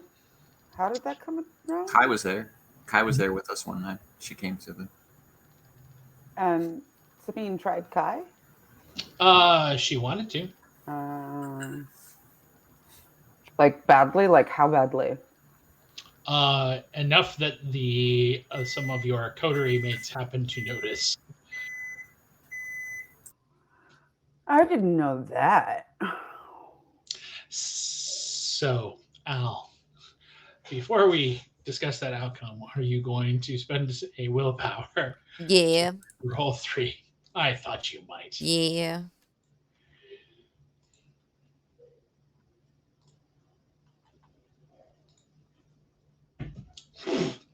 Well, What the the fuck? the messy crit doesn't count as you can't reroll Okay. blood die. Thank However, God. you do get 2 successes. So, excuse me, or 1 success, but that's more than enough under this circumstance. So you and Alice make your way out onto the still warm streets and happen to stumble across somebody who recognizes you from the bar at one of the local bodegas. They're absolutely flabbergasted as they're like, "Oh my God, you're out there! I've never ever seen you when it wasn't nighttime." Hence my pasty pale skin. They are only too happy to chat you up, to talk about the bar, to take your entreaties as to possibly free drinks later, and they're hanging out, and it doesn't take but a second for you to pin them in the mouth of an alleyway, for you and Ruby to make it look like maybe some exceptionally public PDA, prompting a heavy set guy, A bro. with a bro. with a New York Mets hat Total bro.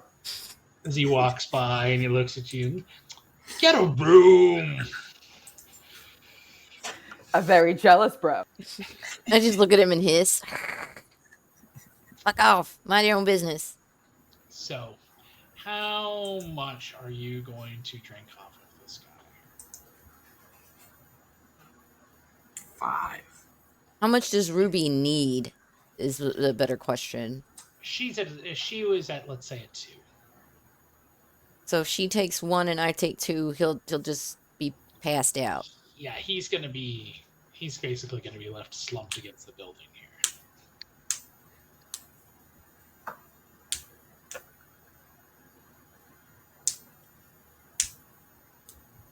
Is there not like a bench or something a little nicer than just like throwing him on the ground that we could kind of make it look like he's kind of drunk, hungover, hanging out on, I mean, you could certainly walk him to one. Okay. Yeah, we'd So- probably do that. I wouldn't want to just leave him by the dumpster. But yeah, just kind of, prop him up like, oh yeah, he's had a bunch to drink. He'll be taking the bus. He's a bodega guy or just a guy at the bodega? He was he's a client who has been at the bar on occasion. Just so- buy him a chopped cheese and give it to him. So when he wakes up, he'll have something. He'll be fine. Right. So your hunger is reduced to 1. Hers is reduced to 1 as well. And the poor dude is sitting with his Sammy, thinking he's had an amazing time, not really understanding what was happening there, but thinking that he is definitely going back to the bar later. Mm-hmm. Return customers. Michael, when you wake up, first actions for the morning. You're muted. Wrong side. The function's on the wrong side, and now I'm having to get used to it. Quickly, I wake up as possibly early as possible. I pull myself together and I go straight to our guest in the downstairs. So when you say that, are you going to go see? You're going to go see the librarian, or you're going to go see Teddy? I'm gonna check in on. I'm gonna leave Teddy with Al for right now, but I'm gonna go to the library and make sure that she's okay because I know that she's gonna be awake. And I don't want to leave her locked in a cell longer than possible, but like have her. So when you And as I'm going down, I'm checking voicemails. when you get down to the cell, you look through the bars and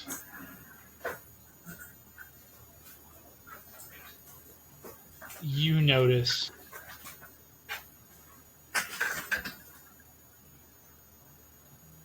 that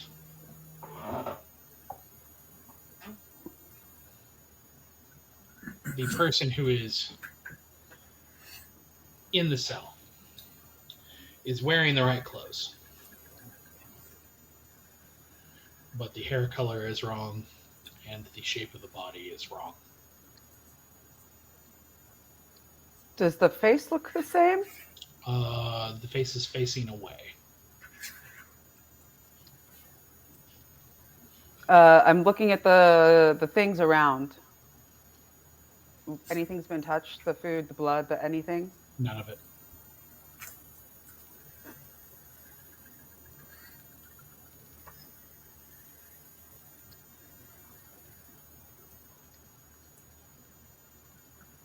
Ooh, I might be alone in trouble. That's where I Back was out headed to, slowly, back out slowly, closing the door.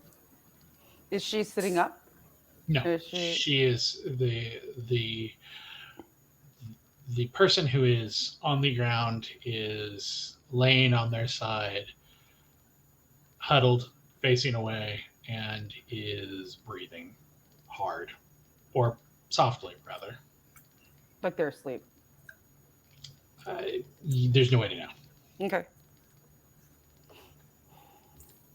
I'm going to quietly like walk around just to check on the front features if it's visible from any way.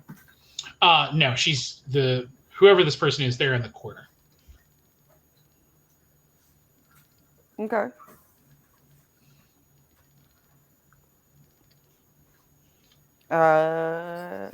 Is there anything like, and they're asleep right now? You can't tell. But that's You what can they're definitely acting like. They're acting like they're asleep. The breathing is very shallow. The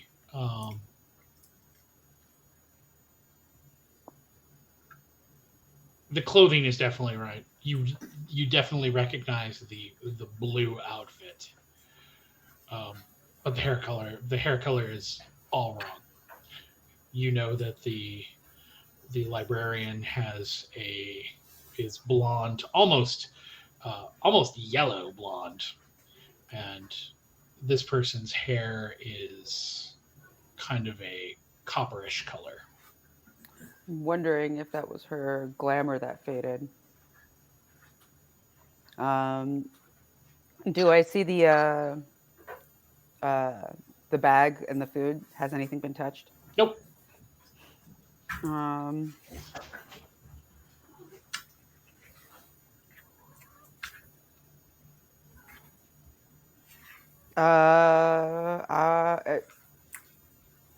yeah, okay. I reach in and I say, I tap my, I say, good morning. How are you today? So you reach in. No, I don't reach in. I just like knock on the, like tap on the bars, be like, When you tap on the bars, the door swings ajar.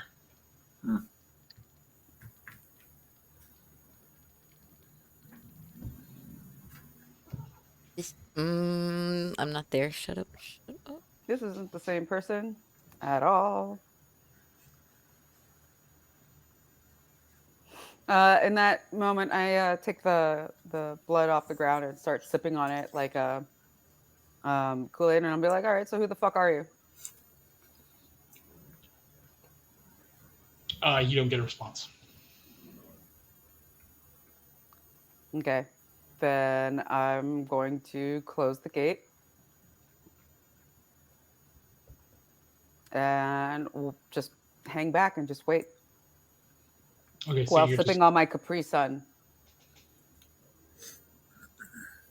I think Vic Keep in said mind- he was on his way there.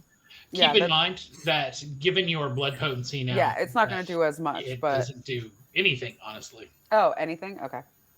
Then never mind. So you're down there, Vic. You wake up. Where are you going? What are you doing? I was going down to the cell too.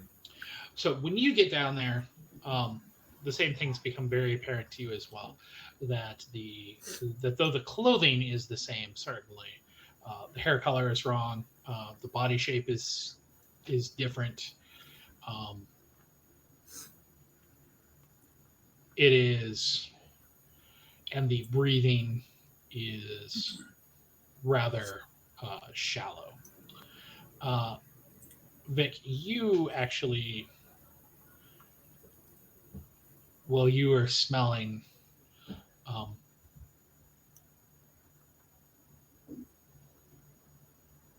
who is in the cell is human.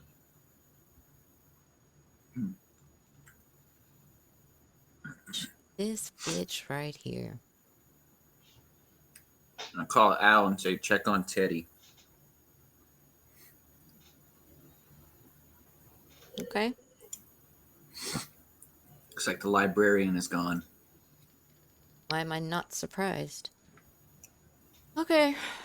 I'll head over and see if he's still there. So, Al, you and are you in with Ruby, or what are you telling Ruby to do?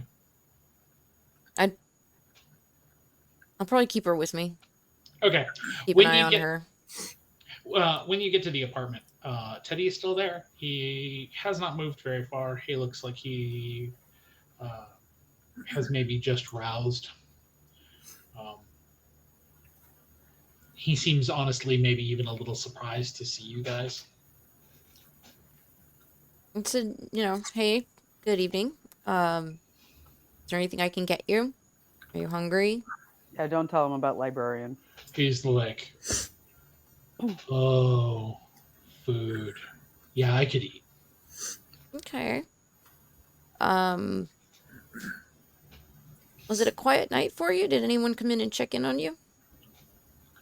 He goes, somebody showed up sometime in the afternoon.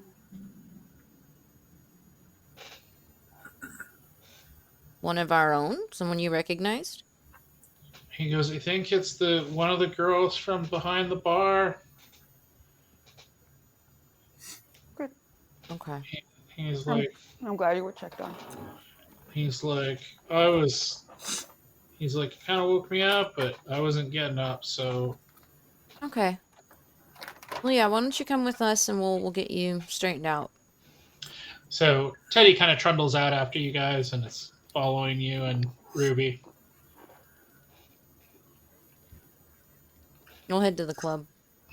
So when you guys And get to I will text ahead as we're going that, you know, Teddy seems in good sorts and doesn't seem to have been bothered.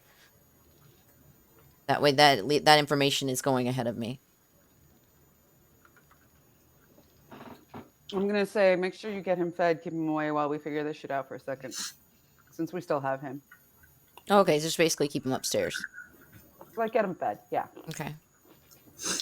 So when you walk inside, Robin is already there, and she gives kind of a wave to Teddy and to Ruby, kind of like, oh, hi. And when she sees you, Alice, like, her smile goes from being kind of bashful to being like, hey. Brown chicken, She's brown been here long cow. enough. She should know by now. Jeez. Yeah, but she's seen you with 2 girls, so maybe she's just thinking, she can be a third. I'm gonna have a harem going. Yeah, you are. My harem of pretty punk goth girls. Yes, please. Can we Taking make, applications. Like, middle school girl me a happy girl? I mean, to be fair, Robin looks like maybe a oh my god, I'm gonna feel fucking awful for. She looks like maybe she's a young, in the vein of a young Annie Lennox. So she's definitely got That'll do it. that very short, spiky haircut. Pixie. It's called a pixie cut. No, it's much shorter than that. No, it's called a pixie cut. I think Anything we're with referring to the shaved look. Yeah. When it was yeah. When she took it all the way down.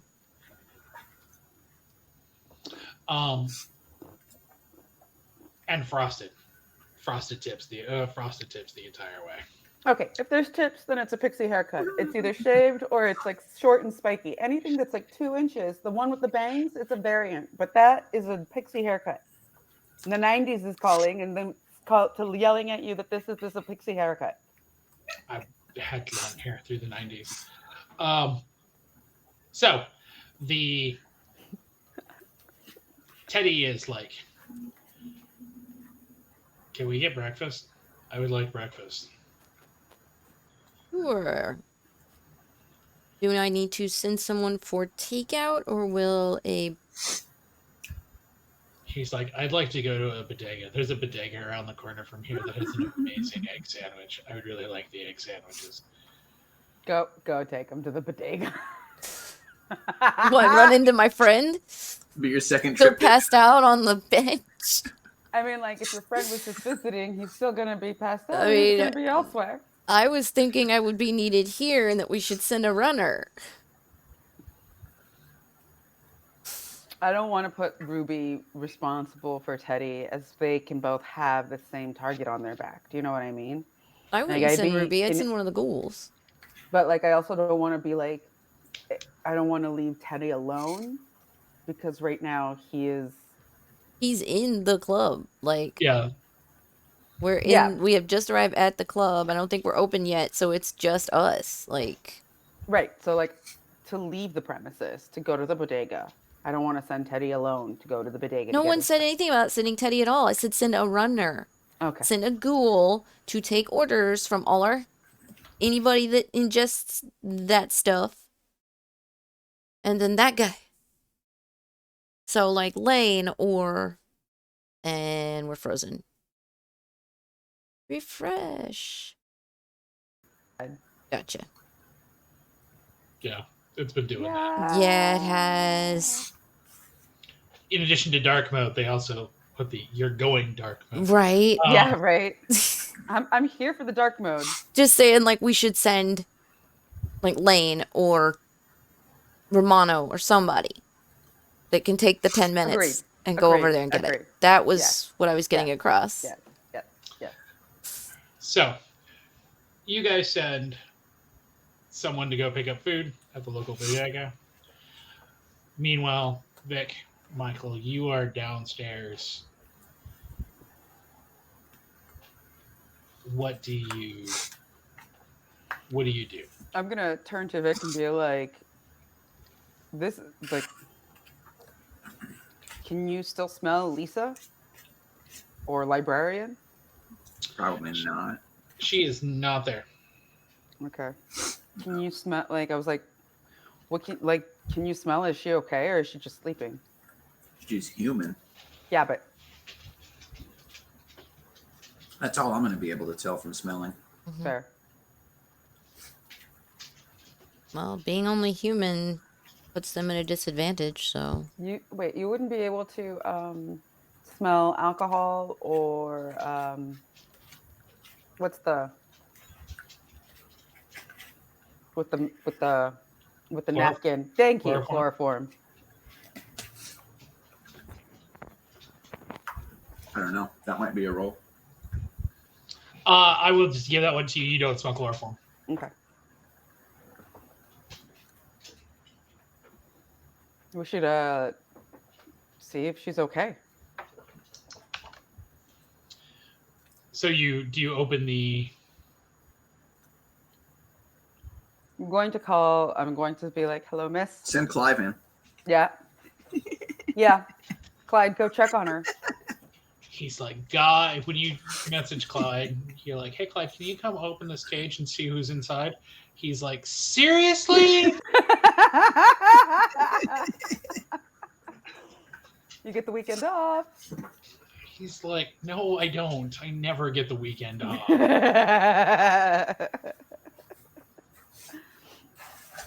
Oh man. So, Clyde comes downstairs, and he's like,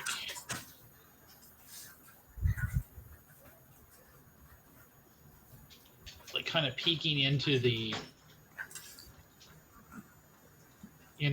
cage, and he's like, "Is it dead?" You think we'd be... Well, I'm not there. I forget. He's Dun, like, dun, dun. hold on, and he goes and comes back about 2 minutes later with a broom, and he like sticks the broom handle through, and Oh he's my like, God. and is like poking, and he's like, I think it's dead. He opens the door and walks in and walks over and leans down, puts 2 fingers to the side of her neck and whips around, and he goes, she's going to be dead here in a little while if we don't get her fucking hospital. Get her to the fucking hospital. All right. When he picks her up, you've never seen this person before in your life. She is tall, kind of modelish build, with curly, bronzy hair, and her skin is so pale as to be translucent. She has been drained almost to the point of death. Do we know if we have O positive blood in this bag? No.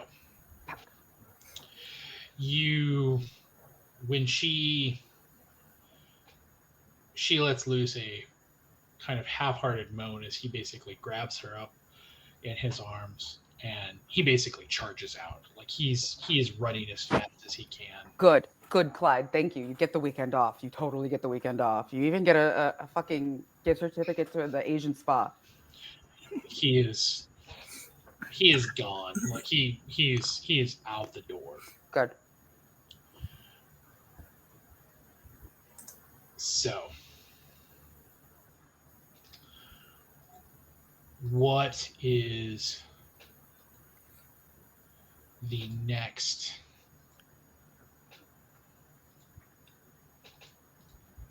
What are you going to do now? Did Teddy see this? No, Teddy Okay, is No, we're upstairs. Teddy is upstairs at Robin's bar. Okay, good. And Clyde went out the back into whatever van or vehicle we have and straight off. Good. I'm gonna see like Vic. I'm gonna turn to Vic. He's like, let's go check cameras. So,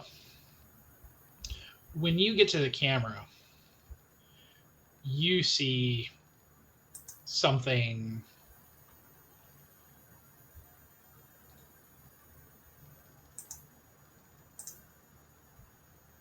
not exactly strange, but something very familiar. You see The same thing we saw the night. you see Lisa, the librarian, reach into a pocket in her blue dress. Mm-hmm. Thank you. She pulls out something small. It is no bigger than a candy wrapper.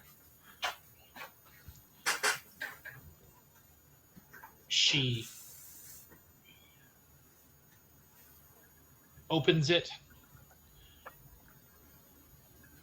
and then seems to hold it in her hand for a moment, looking, and the look on her face is almost disgust. It is almost the look of somebody who is beyond grossed out. And she stares at it for a moment. And then she puts her face down in it and licks. And you can watch on camera as all of the veins in her throat constrict, as her eyes go wide and dilate. It almost for a minute looks like she's going to be very ill. All of the muscles seize up. She grasps whatever it was in her hand, and she stands there for the camera rolls for a while. And then you see Rhea come into frame.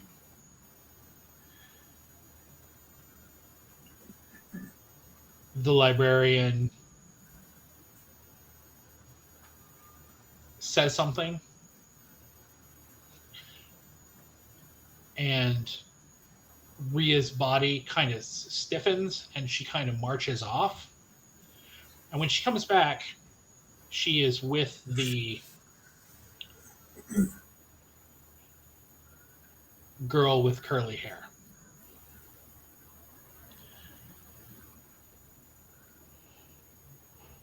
The librarian says something to Rhea, and she opens the door.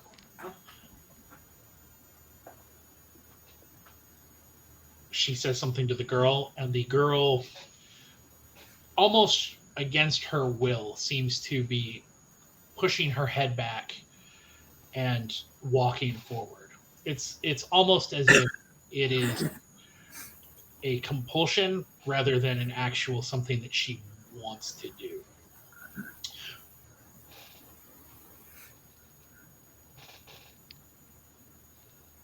Lisa sinks her teeth in, drains the girl, changes clothes with her, and walks out, leaving Rhea standing there, stock still.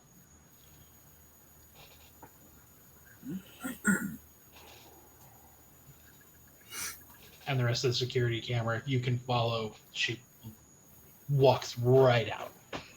So what did the cameras out front catch? Watch her walking off. Just like she doesn't get into a car, she just walks down the block? Mhm. Okay.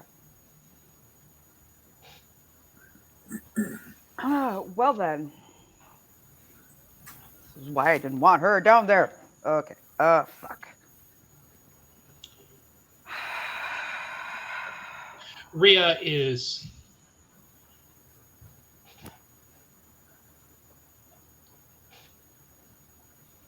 when you and Ruby head back down to your bar for Ruby to start setting up things down there. Rhea is down there helping Lane set up at the other bar, and she is acting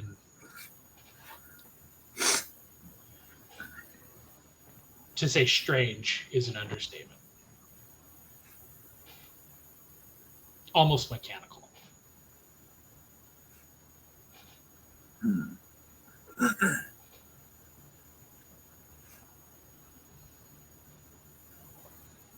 So, a little bit of a split scene here. Vic, Michael, you are still down there, or you guys are in the security room, I'm guessing. So, what are you guys going to do next? I'll go make sure Ray is okay, I guess. We need to check on her. Yeah, go upstairs and meet everybody. Okay. Al, what do you do? How much of this has been made known to me? At this point, you probably don't know what's happened regarding the librarian and what's happened in the cells, but you definitely can see Rhea from where you are, and Rhea does not look okay. Like, she is, like, her motions are almost mechanical. Like, she's almost like you can tell that there is something really not okay going on. Don't let her near Teddy. Yeah, I would sit Teddy over in a booth. Okay. And So the booths are upstairs. So you're going to take Teddy back upstairs to, like, near Robin's bar? yeah, That's where they actually. were. I Yeah. thought that's where they were. Where were we? We were in the basement. You guys would have been in the basement. They went downstairs to the So the main floor. main Ground floor to where Lane and Rhea are setting up their bar so Ruby can start setting up her bar, Mm-hmm. which is where they saw Rhea. Yeah, I would separate him the moment I noticed that something seemed off. Take him up to Robin's bar and just be like, yeah, hang out with Robin for just a little bit. I think we're gonna have a staff meeting. And make sure Robin knows, do not let him leave.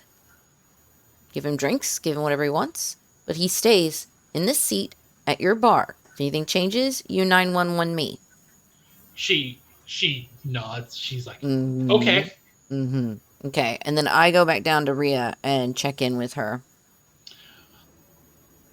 When Rhea looks at you, the rings under her eyes are dark.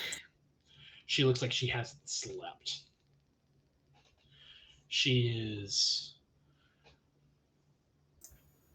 Her movements are the strychnine lock of somebody who's done way too much bad MDMA. Yeah, I would address her and say, I know boss wanted you to check in on our guests, but you're up all night? She tries to nod at you, and it's almost a snap of the head. It's her movements are like watching like a robot's gears grinding.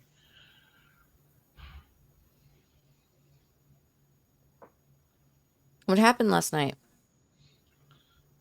She opens her mouth.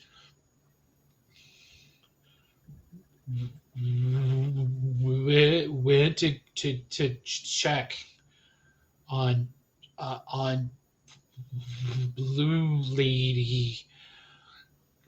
She grinds her teeth really hard. She goes, Okay, you need to have a sit down. she goes, "Hear his voice in my head still." Oh, she's not used to this. She's been summoned. At this point, yeah, I definitely group text everybody, like 911. You know, Ria's breaking down. We've had an incident. I think at this point, like me and Vic are probably on our way up the stairs to meet up with you guys. So like before you're even texting this, we're probably catching up to you guys at the bar. Yeah. So you, Michael, Vic, you're walking up basically as Ria is attempting to explain this. Michael, My occult says anything? Or not occult. your connection with Ria, you immediately can see that there is something really wrong with her. Okay. There is her movements are wrong. Everything is wrong. Yeah, it's just this is not the girl who you brought into this life. This is having watched the security camera and with my age, would I have been able to tell what happened to her? Your assumption, let's say, we'll say intelligence and awareness. So that would be 3, 2. So 3 and 2.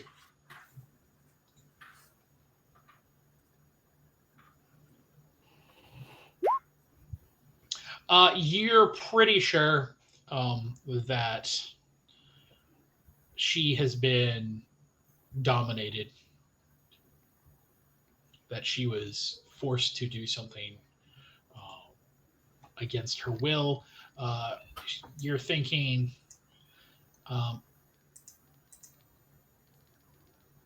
given what you've seen on the tape, you're guessing probably mesmerized. Okay. That Ria didn't realize what was going to happen. She was just going down there to be, a host, and didn't realize that she was about to get her mind scrambled.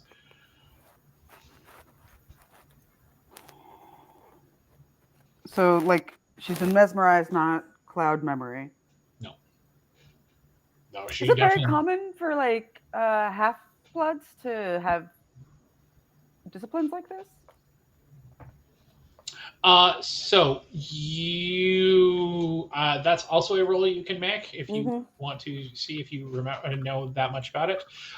That's going to be your intelligence and occult. So say if you don't know, I might. Go for it. Two might be better than one. Let me see what my roll would be.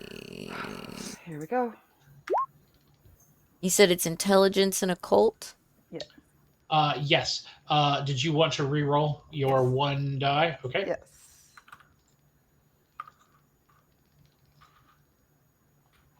Intelligence is 3. My occult is 3, so it'd be 6. My hunger's a 1, so that's for 6 you, and 1. So,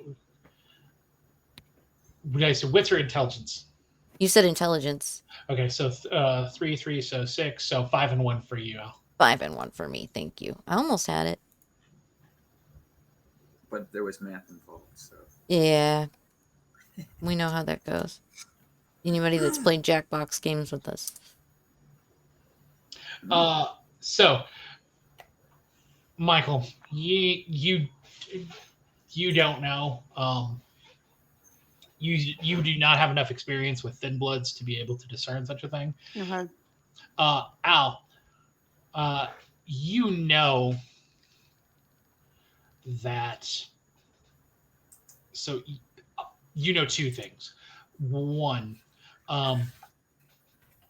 some thin bloods can display limited disciplines. But what you also know is that after your experience with Ash and what it did to Ruby,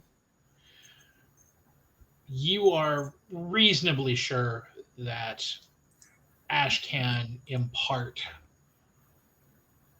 some disciplines. Disciplines as a temporary high. Mm-hmm.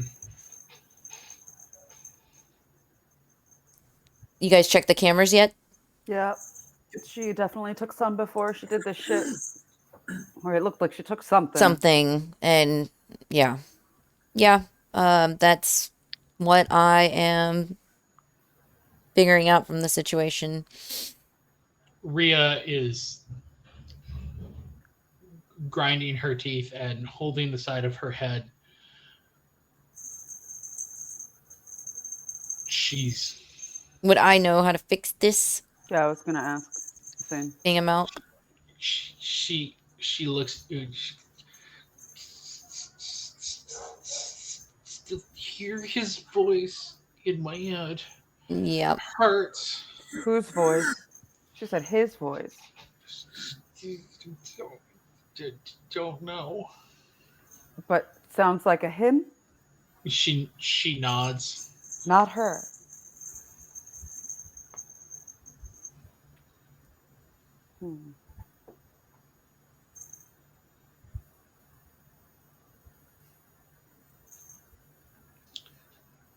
Vic, what are you doing? Do you need me to go sit up with Teddy or? Yeah, watch out on him. Watch out for him. Okay. I So guess when I'll you- go up. Sorry. Go ahead. When you get up to Teddy, he is sitting at the bar before you guys have opened. And he looks like he's wolfed down like maybe 3 egg sandwiches now, and he's Good. about to start on his 4th. Good for him. These are not small sandwiches. These sandwiches are like on like 12-inch hoagie rolls. They are stuffed with eggs and cheese and peppers and bacon and sausage. Like, these are massive. And maybe in another life it would have looked appealing, but like, frankly, to you, it just smells like burned flesh. It doesn't smell appealing at all.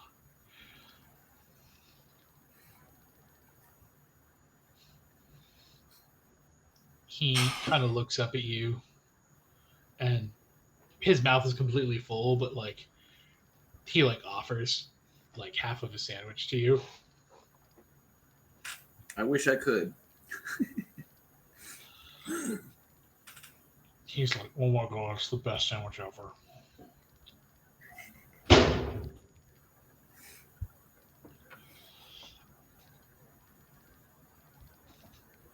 Robin looks at you, Vic, and it's like, "So, are you like Alan Michael?"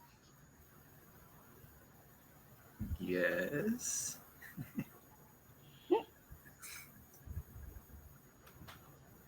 She gets a big smile on her face. And That Dory scared the pants off me.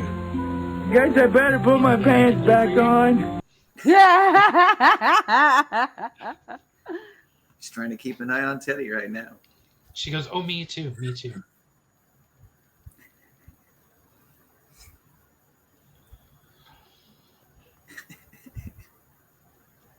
She's addicted. She wants that blood. Downstairs, Lane is talking, has an arm around Rhea, and she looks at you, Alice, and you, Michael, and she goes, "We need to send her home. Like, she can't work like this. Like, Mm-mm. Please go home. Mm-hmm. she's like, I don't know what needs to be done here." She goes, "But like, We need to talk to the Tremere. Well, that's what I was gonna ask. Like, Alice, do you have any way of like tuning in and like maybe like seeing if you can calm her or something, or like listening in?" I do not think that my like share the senses would be really just senses. It's not thought processes. It's not subconscious thought. You also do have premonition. Go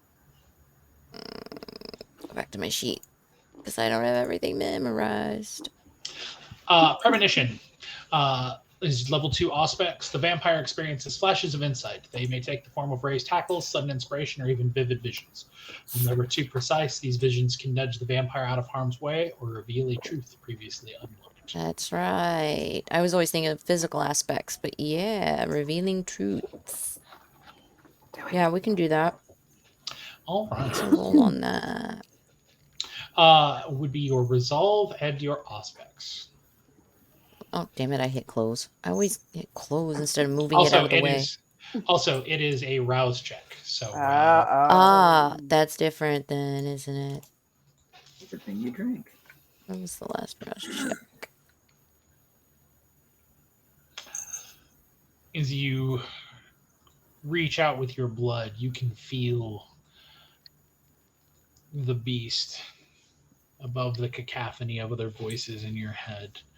You can hear that beast in your gut, growling, wanting, needing, desiring.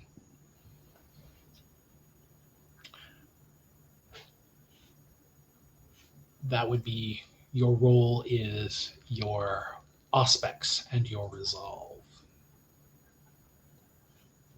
So that will be Resolve is 2. your aspects is 3, so 2 and 3. 3.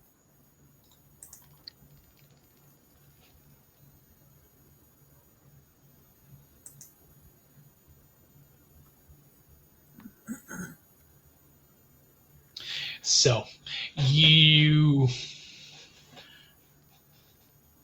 reach out and brush a hair away from Ria's face, and you get a flash.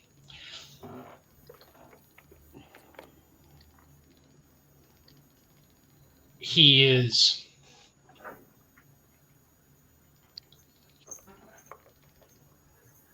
is tall, wearing a charcoal gray suit and a white shirt with a tie. His hair is slicked back, maybe a little thin. You think that maybe he was embraced in his late 30s or early 40s. He has a sharp goatee and a lean figure. He is holding a book in his hand, clutching it almost. And he is gesturing forward ahead of himself. And he says something to the effect, it is muffled, but something to the effect of, "Our father Cain will not stand for this.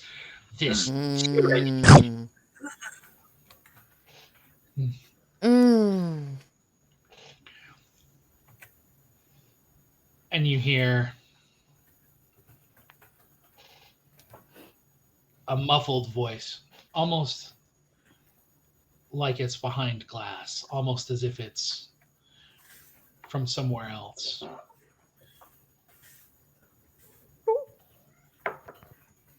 That says, in an almost robotic tone, says, "Don't you get it? God forsake us all."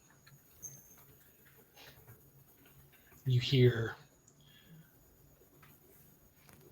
a rumble that sounds very similar to the way your furnace in the basement sounds. And then a scream.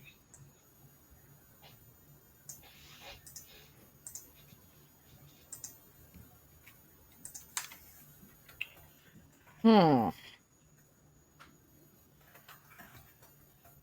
Can I tell if it's Rhea's scream or just a scream or... It would probably be whoever was clutching that book, screaming as he died. Hmm. Yeah, once I've seen all the details, I would relay them to everyone. Well, not everyone. Well, us in our little Okay. circle.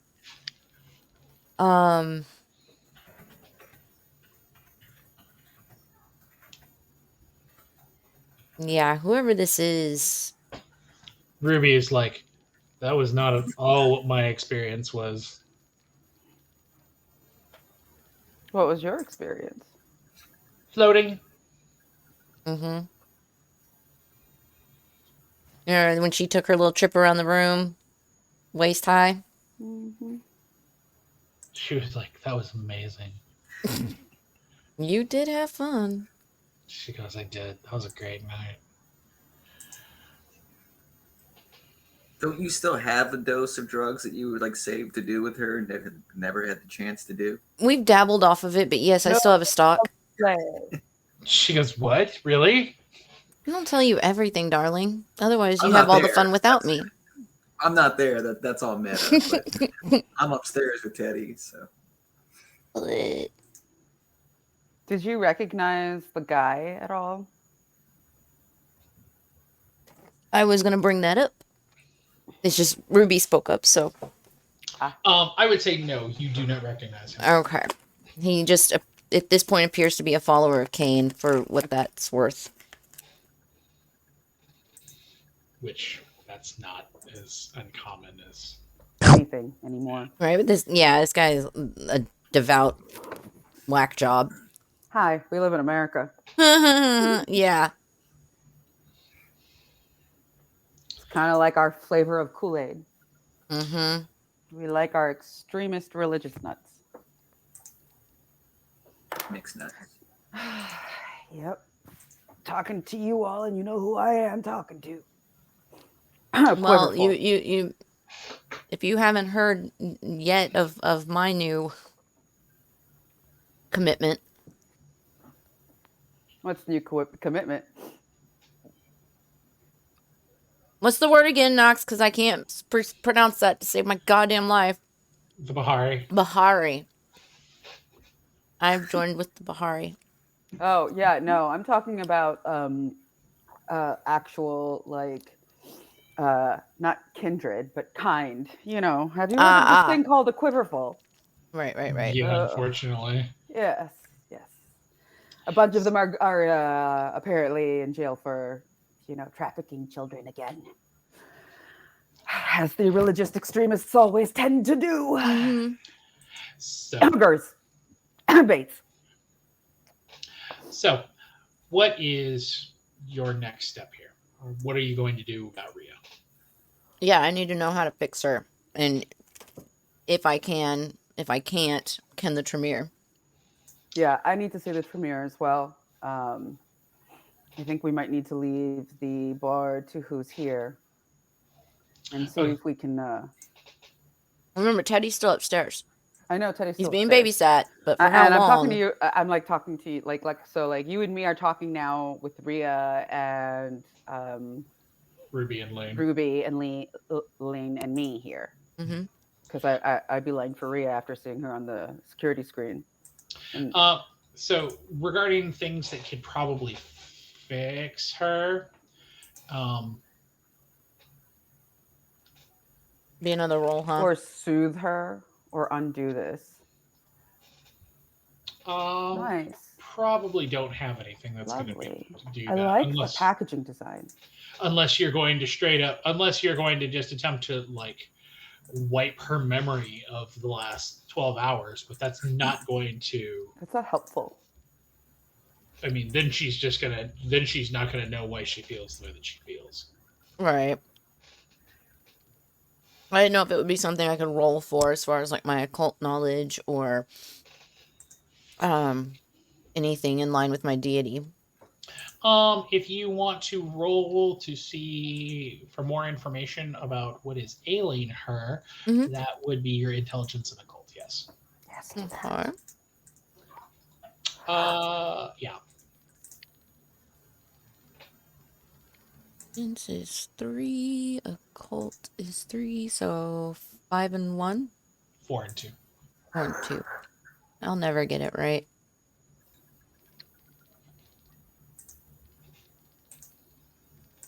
You assume Ooh. that with a today's gonna suck. Some of tomorrow or tonight will probably suck. Tomorrow will probably suck a little bit, but within about 24 hours, the effects should be mostly worn off. So we should probably just make her as comfortable as possible. I would even go so far as to possibly sedate her and just let her ride this out in the apartment. Yeah. Does sedation work against mesmerize, or is mesmerize more powerful than sedation? Well, so Like if there's like something left over that she hasn't finished, because like I I just don't read think mesmerized, and it like finishes basically once the scene's over or once the thing has been completed. so the answer to that is it's one of those things. It's like which medicine is stronger? Mm-hmm. Because at a certain point, like if somebody has been mesmerized to do something or controlled to do something, then you need any amount of drugs, that compulsion is going to override that until the point where you basically the for lack of better terminology, where the chemical drugs are overwhelming their ability to actually function. Mm-hmm. It's one of those things where, if you got somebody drunk and then mesmerized them, they would still attempt to participate in the mesmerism even though they're drunk. Mm-hmm. But if you got them to basically the point where they're like stumbling or blackout drunk, then the mesmerism doesn't work anymore because their body is physically. So if she is mesmerized and we actually give her enough of a sedation, she will go under and like ride the rest of it out. Yeah, Okay. you could theoretically put her under. Will she remember anything after? Oh yeah. Okay. Let's take her to bed. Okay, so you're taking her to her apartment. Yeah, and I'm gonna accompany with you. Let's see if Teddy will. I guess like I'm gonna tell Vic to bring Teddy up in a couple minutes. Okay.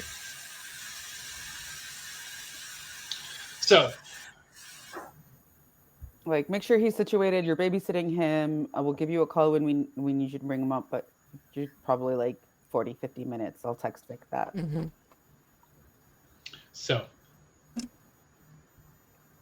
Michael's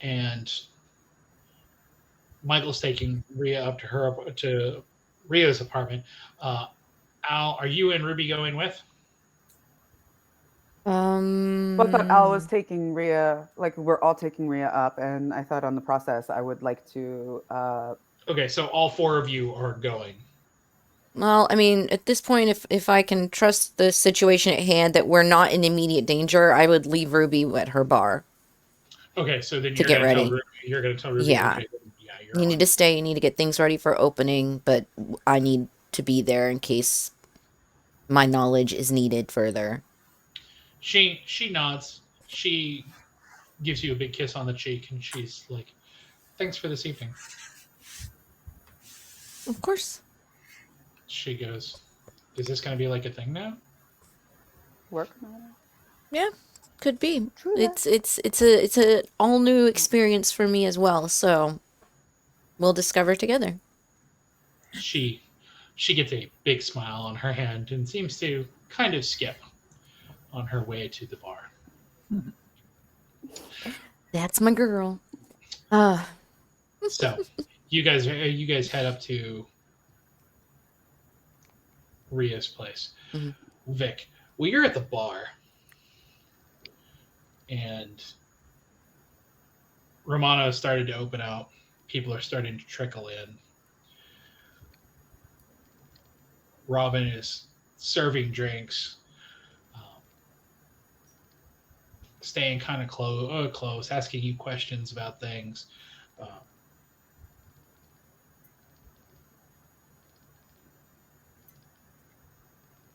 Teddy is sitting at the end of the bar. He seems like he's in okay spirits, maybe a little down. But Vic, that's when you start to notice that there are a lot more kindred in here than there usually are.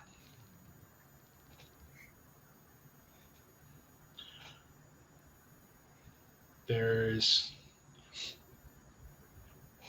a kindred who is sitting to the left of Teddy. He's wearing kind of a bomber jacket, a Boston Scally with like a tank top, some cargo pants. Looks like he's kind of maybe like a longshoreman or was in his real life. On the other side of Teddy, there's a girl. Wait, where's Vic? He's supposed to be next to Teddy. He's there. He's at the bar. Okay. Teddy.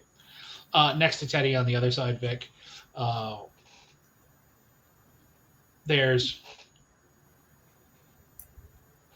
woman. She looks like maybe she's in her mid to late 20s. She's got on a leather jacket, black leather jacket, cut real, like business-like, almost like it's like it would have been like a suit jacket, except it's made of leather. Leather skirt, kind of a low cut crossover top, high heels, a lot of makeup, almost to the point of drawing attention because she's very obviously put on powder and foundation and all of that, and it doesn't match her Pale ass complexion. Mm-hmm. right. So it kind of looks like the opposite of like what goths used to do when they do whiteface, where it was powder whiteface and then like their skin tone was normal. It's like the literal opposite of that. We call this the Essex.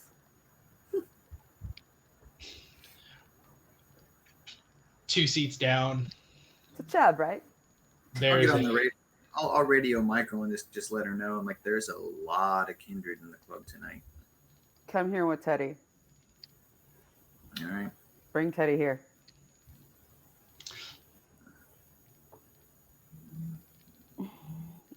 when Settle down in a room, start watching TV. Just get him out of there right now. when That sets off my spidey senses. Mm-hmm. when you go to walk over to Teddy, what do you say to Teddy, Vic?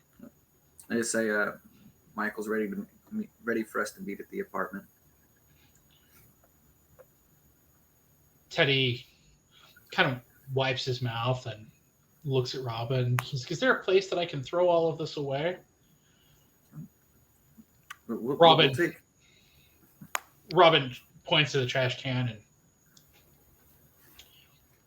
Teddy kind of gets up and toddles over as he does and throws everything in the trash. And when he does, the third kindred, who is sitting a little bit further down the bar, big guy, you think, some Latin American country, stands up and he looks at Teddy and he goes,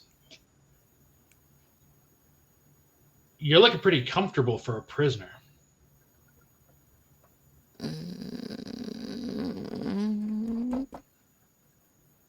He wasn't a prisoner.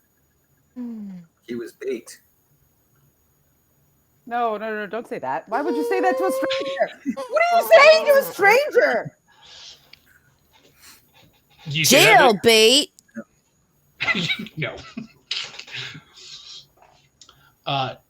Teddy looks at the guy and he's like,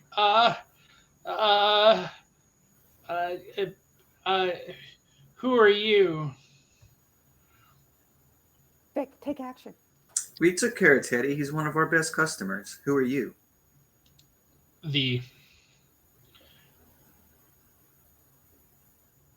woman stands up. She says, "We're here to get Teddy." And the longshoreman kind of steps off the bar and stretches and goes,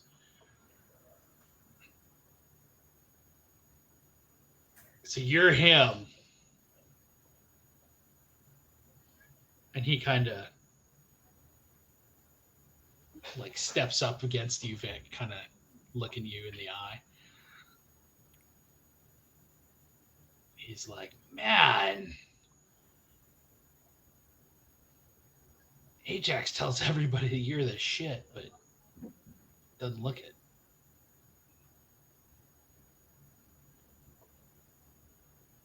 I let my actions speak for themselves. He goes, yeah, it goes, "Well, that's certainly one way to do it."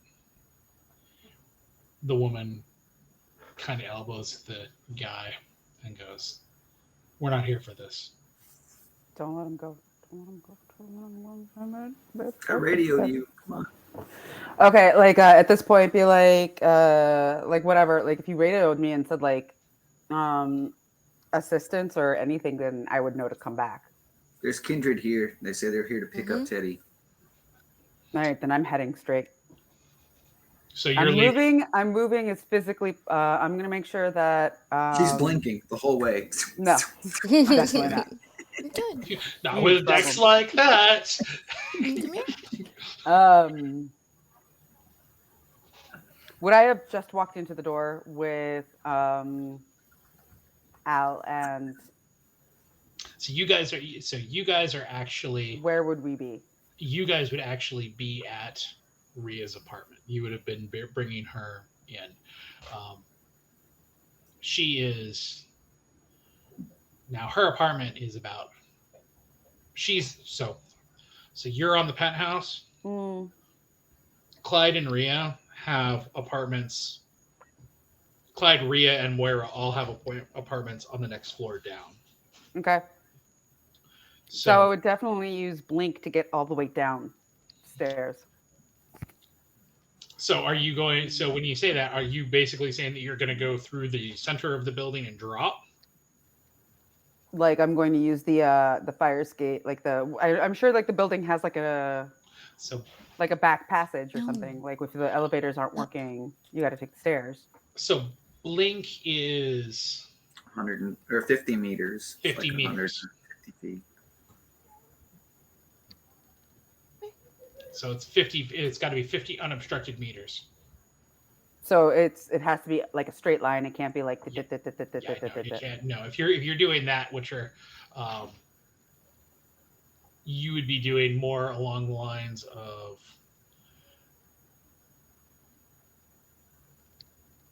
traversal, which is the next level, or in the case of stairways, which would be, where is that the thing where you can jump? It's Daring Leap or something like that. Potence, level 1, Soaring Leap.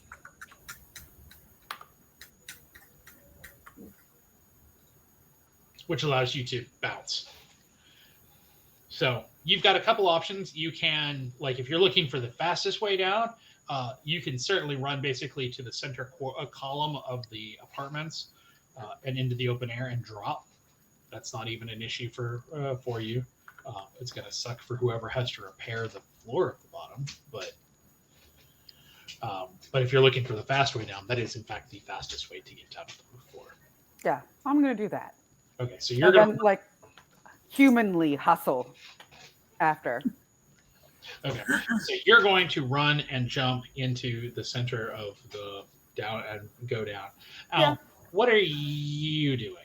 Doing some diving acrobatics on the way, making it look good. Superhero landing. Like the Matrix. No, just Meanwhile, just call me Greg Louganis. Meanwhile, somewhere, Yelena's like such a poser. So, Al, what are you doing?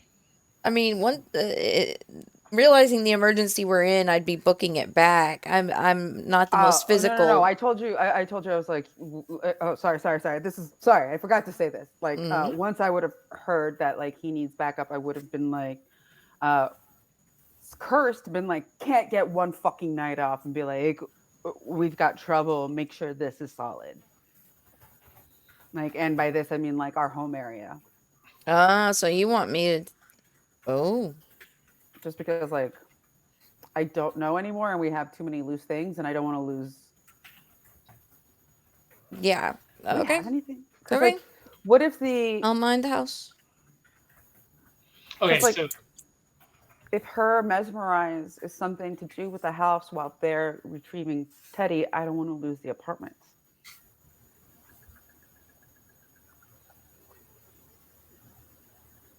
Going.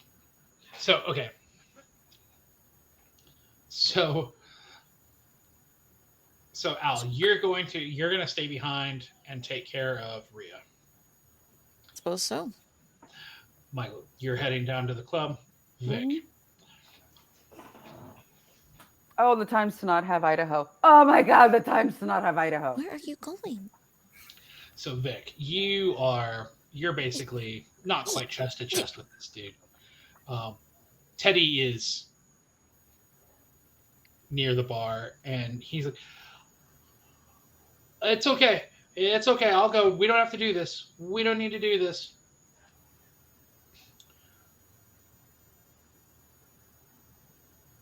Robin hops up on the bar. Like, she jumps up on top of the bar. I'm here, bitches. Let's rumble. And she sticks her finger in dude's face.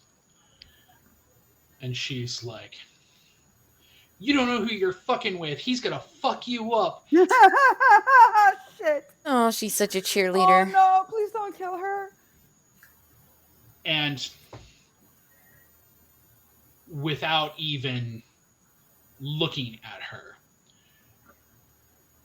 dude just shoves, almost like the scene with Hulk and Thor, and sends her flying off the bar into the back mirror and all of the alcohol, which all shatters as she hits it.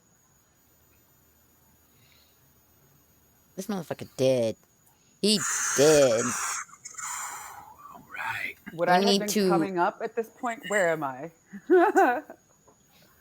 Vic, you're gonna end up killing him. Hopefully I'll be there in time before they squirrel away fucking Teddy. So Vic, here's the scene for you, just so you know exactly what you've got around you. You're standing at the bar. You know that there are some kind in the area, not a lot, and you also know that what's just happened would not look out of the ordinary. Like, if somebody just saw her get backhanded off the bar and into that, wouldn't look like he didn't like leave a crater in the wall where he did it. Like, it's out of the ordinary, but nothing that would like Like, arise suspicion of superficial. Yeah. Is it stupidly violent? Yes. Is it supernaturally violent? No. You know that this guy is basically chest to chest with you. He's got the girl who's basically at his elbow, and you also know that the Latin-looking guy is behind you, between basically you and Teddy. How did you let that happen? So, Vic, what are you going to do? 86. First of all, I'm activating prowess. Okay.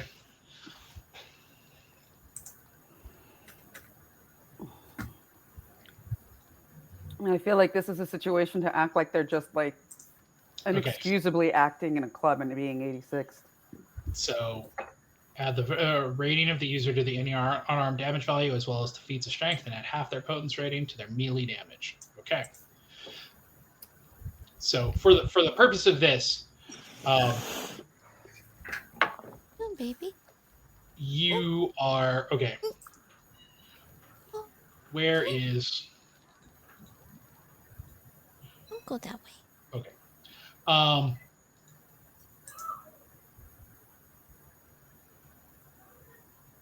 okay. So potence has been activated. What is your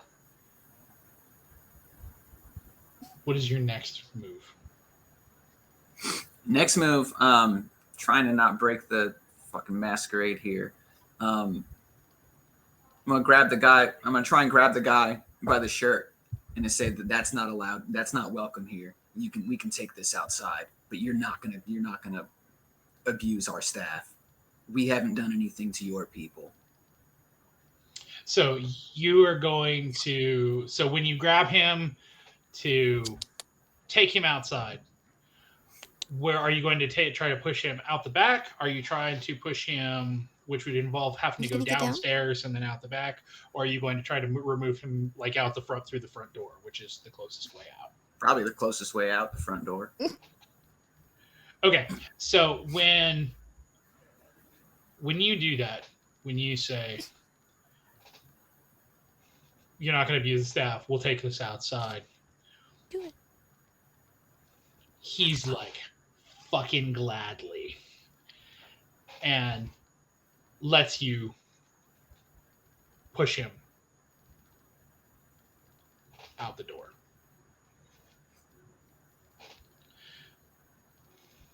So when you push him out the door, Romano is there, and he's like, oh shit. And then he kind of looks through the door, and you can hear him be like, Harvey, stay here. And you can hear him run, like he's running towards Robin's bar.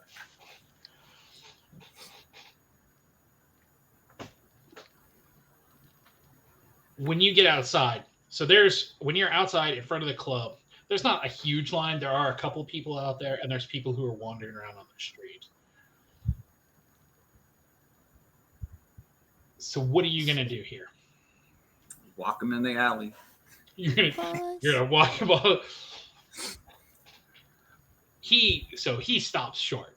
Like he physically he stops, and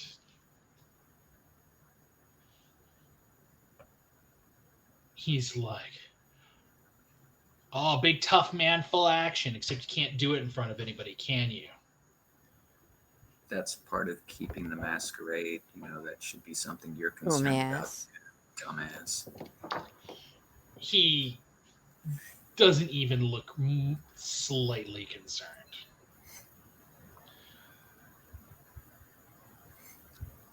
The Anarchs have gone. The Northeast Anarchs have joined with the Sabbat. So at this point, Michael, you are coming up on this. You see this now too. You don't know what's happened. I got the message that there's a lot of kindred.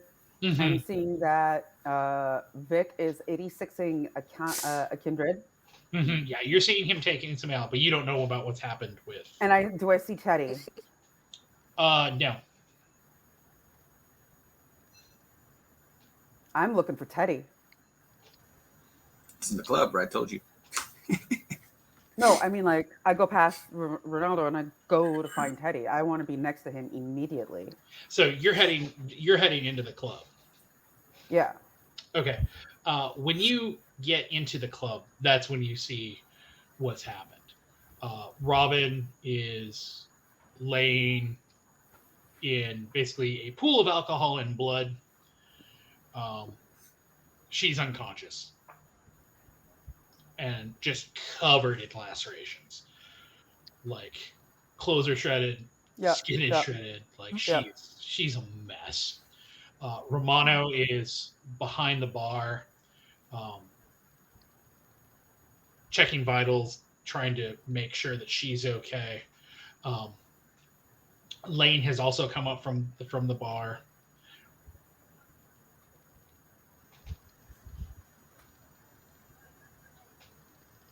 There's no sign of Teddy.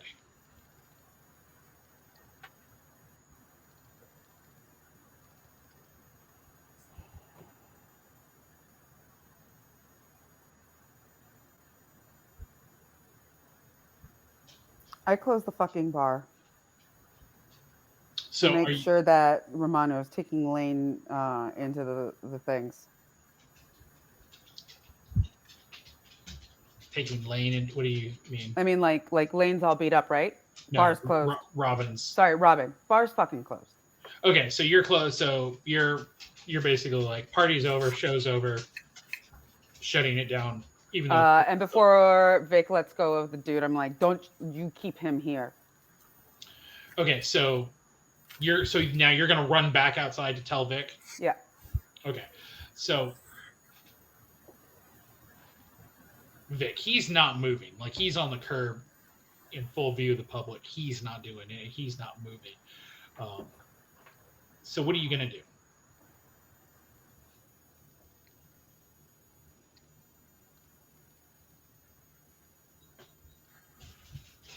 They're trying to get us to break the masquerade. They've stolen Teddy.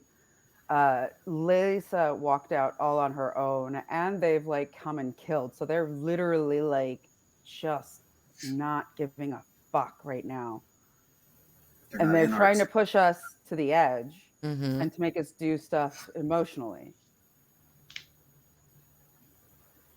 We're gonna have to eat shit for a second. So Vic, what are you gonna do? Shit. As Michael said he wants him back inside, so now I'm gonna try and grab him and pull him inside the club. So you're gonna try to bring him back inside? No. Just don't let him go. No. I said don't Just don't let him go. And Michael's clearing out everyone, hopefully the humans out the fucking club. What humans? I don't think any were in there. Yeah, there were quite a few. There were. There were kind in there. The We club were was open. Okay. Okay, so Michael, you're getting everybody cleared out. Vic, are you actively attempting to restrain dude, or are you basically just holding on to his shirt and Or just basically like keeping in him his out face. front? I'm gonna need to restrain him because if he tries to start some shit, then Okay, so you think you're gonna have to go for a grapple? yeah, probably. Okay, hold on that thought. Al, what are you doing? I'm still at the apartments. As far as I know, I have no clue what's even going on right now. Okay. I have not heard anyone texting me. So you're taking care of Rhea. Michael, you're closing the club down and looking for where the other two might have taken Teddy, I'm assuming. Or which way they went. If I'm Vic. not finding any trails, I'm coming up to support Vic. Vic, you are on the verge of grappling with this dude out front. This seems like an excellent place. I knew it. I felt it coming. Just make sure that we're like properly fucked. For our session, if not our chronicle, to come to an end. Well done. I mean, I knew it was coming, but I was already out of action, so I was like, all right, I'll let them deal with it. Okay. So, How are we doing, chat? What are we thinking about this? Cliffhangers. We do them quite often, actually. It's not totally out of the norm for us. at least it's not like a huge cliffhanger. Yeah. So, I know we had discussed, even though it's pretty far removed from our 1 year, doing a kind of happy hour. I still want that on the books. I know we haven't really Absolutely. discussed it much, so if that's something that we could kind of narrow down a day and time. Absolutely. Now that I have actually moved. Exactly. I didn't want to push anything until people were somewhat settled. But yeah, for those of you that are new to the stream, we have actually been running this campaign for over a year now, and it kind of crept up and snuck past. So I'd like to do a happy hour kind of social get together for you guys to, sit in with us, shooting the shit, ask some questions, get to know us better, our history with role playing, our history with each other. So yeah, we will get a date and time nailed down for that, and I will announce it in my Discord. Trauma says, do we all live in the same area? No, we actually do not. Knox, you want to explain where you are? I actually live in Harrisburg, the capital of Pennsylvania. So, yeah, formerly Houston. So some of us actually did live around one another, and then At one point, yeah. Yeah, kind of all spread across this country. What about you, Michael? Martha? I'm in DC. I actually met everybody through another online Roll20 game that we were playing through a mutual friend of me and Knox's, and then was welcomed into this family when that fell apart, and have been joyfully sucking blood ever since. And Zack and I are married. Zack's my husband, and we live in Austin, Texas. And our history was I knew Knox just as a personal friend before moving out to the Austin area myself, and then just kind of stayed Facebook friends for quite some time until we really reconnected over the role playing again. Not that we ever lost contact, just that until then it was just kind of messages here and there, liking posts, that kind of thing. So it's been really nice to rekindle and strengthen the friendship through gaming. True that. Mm-hmm.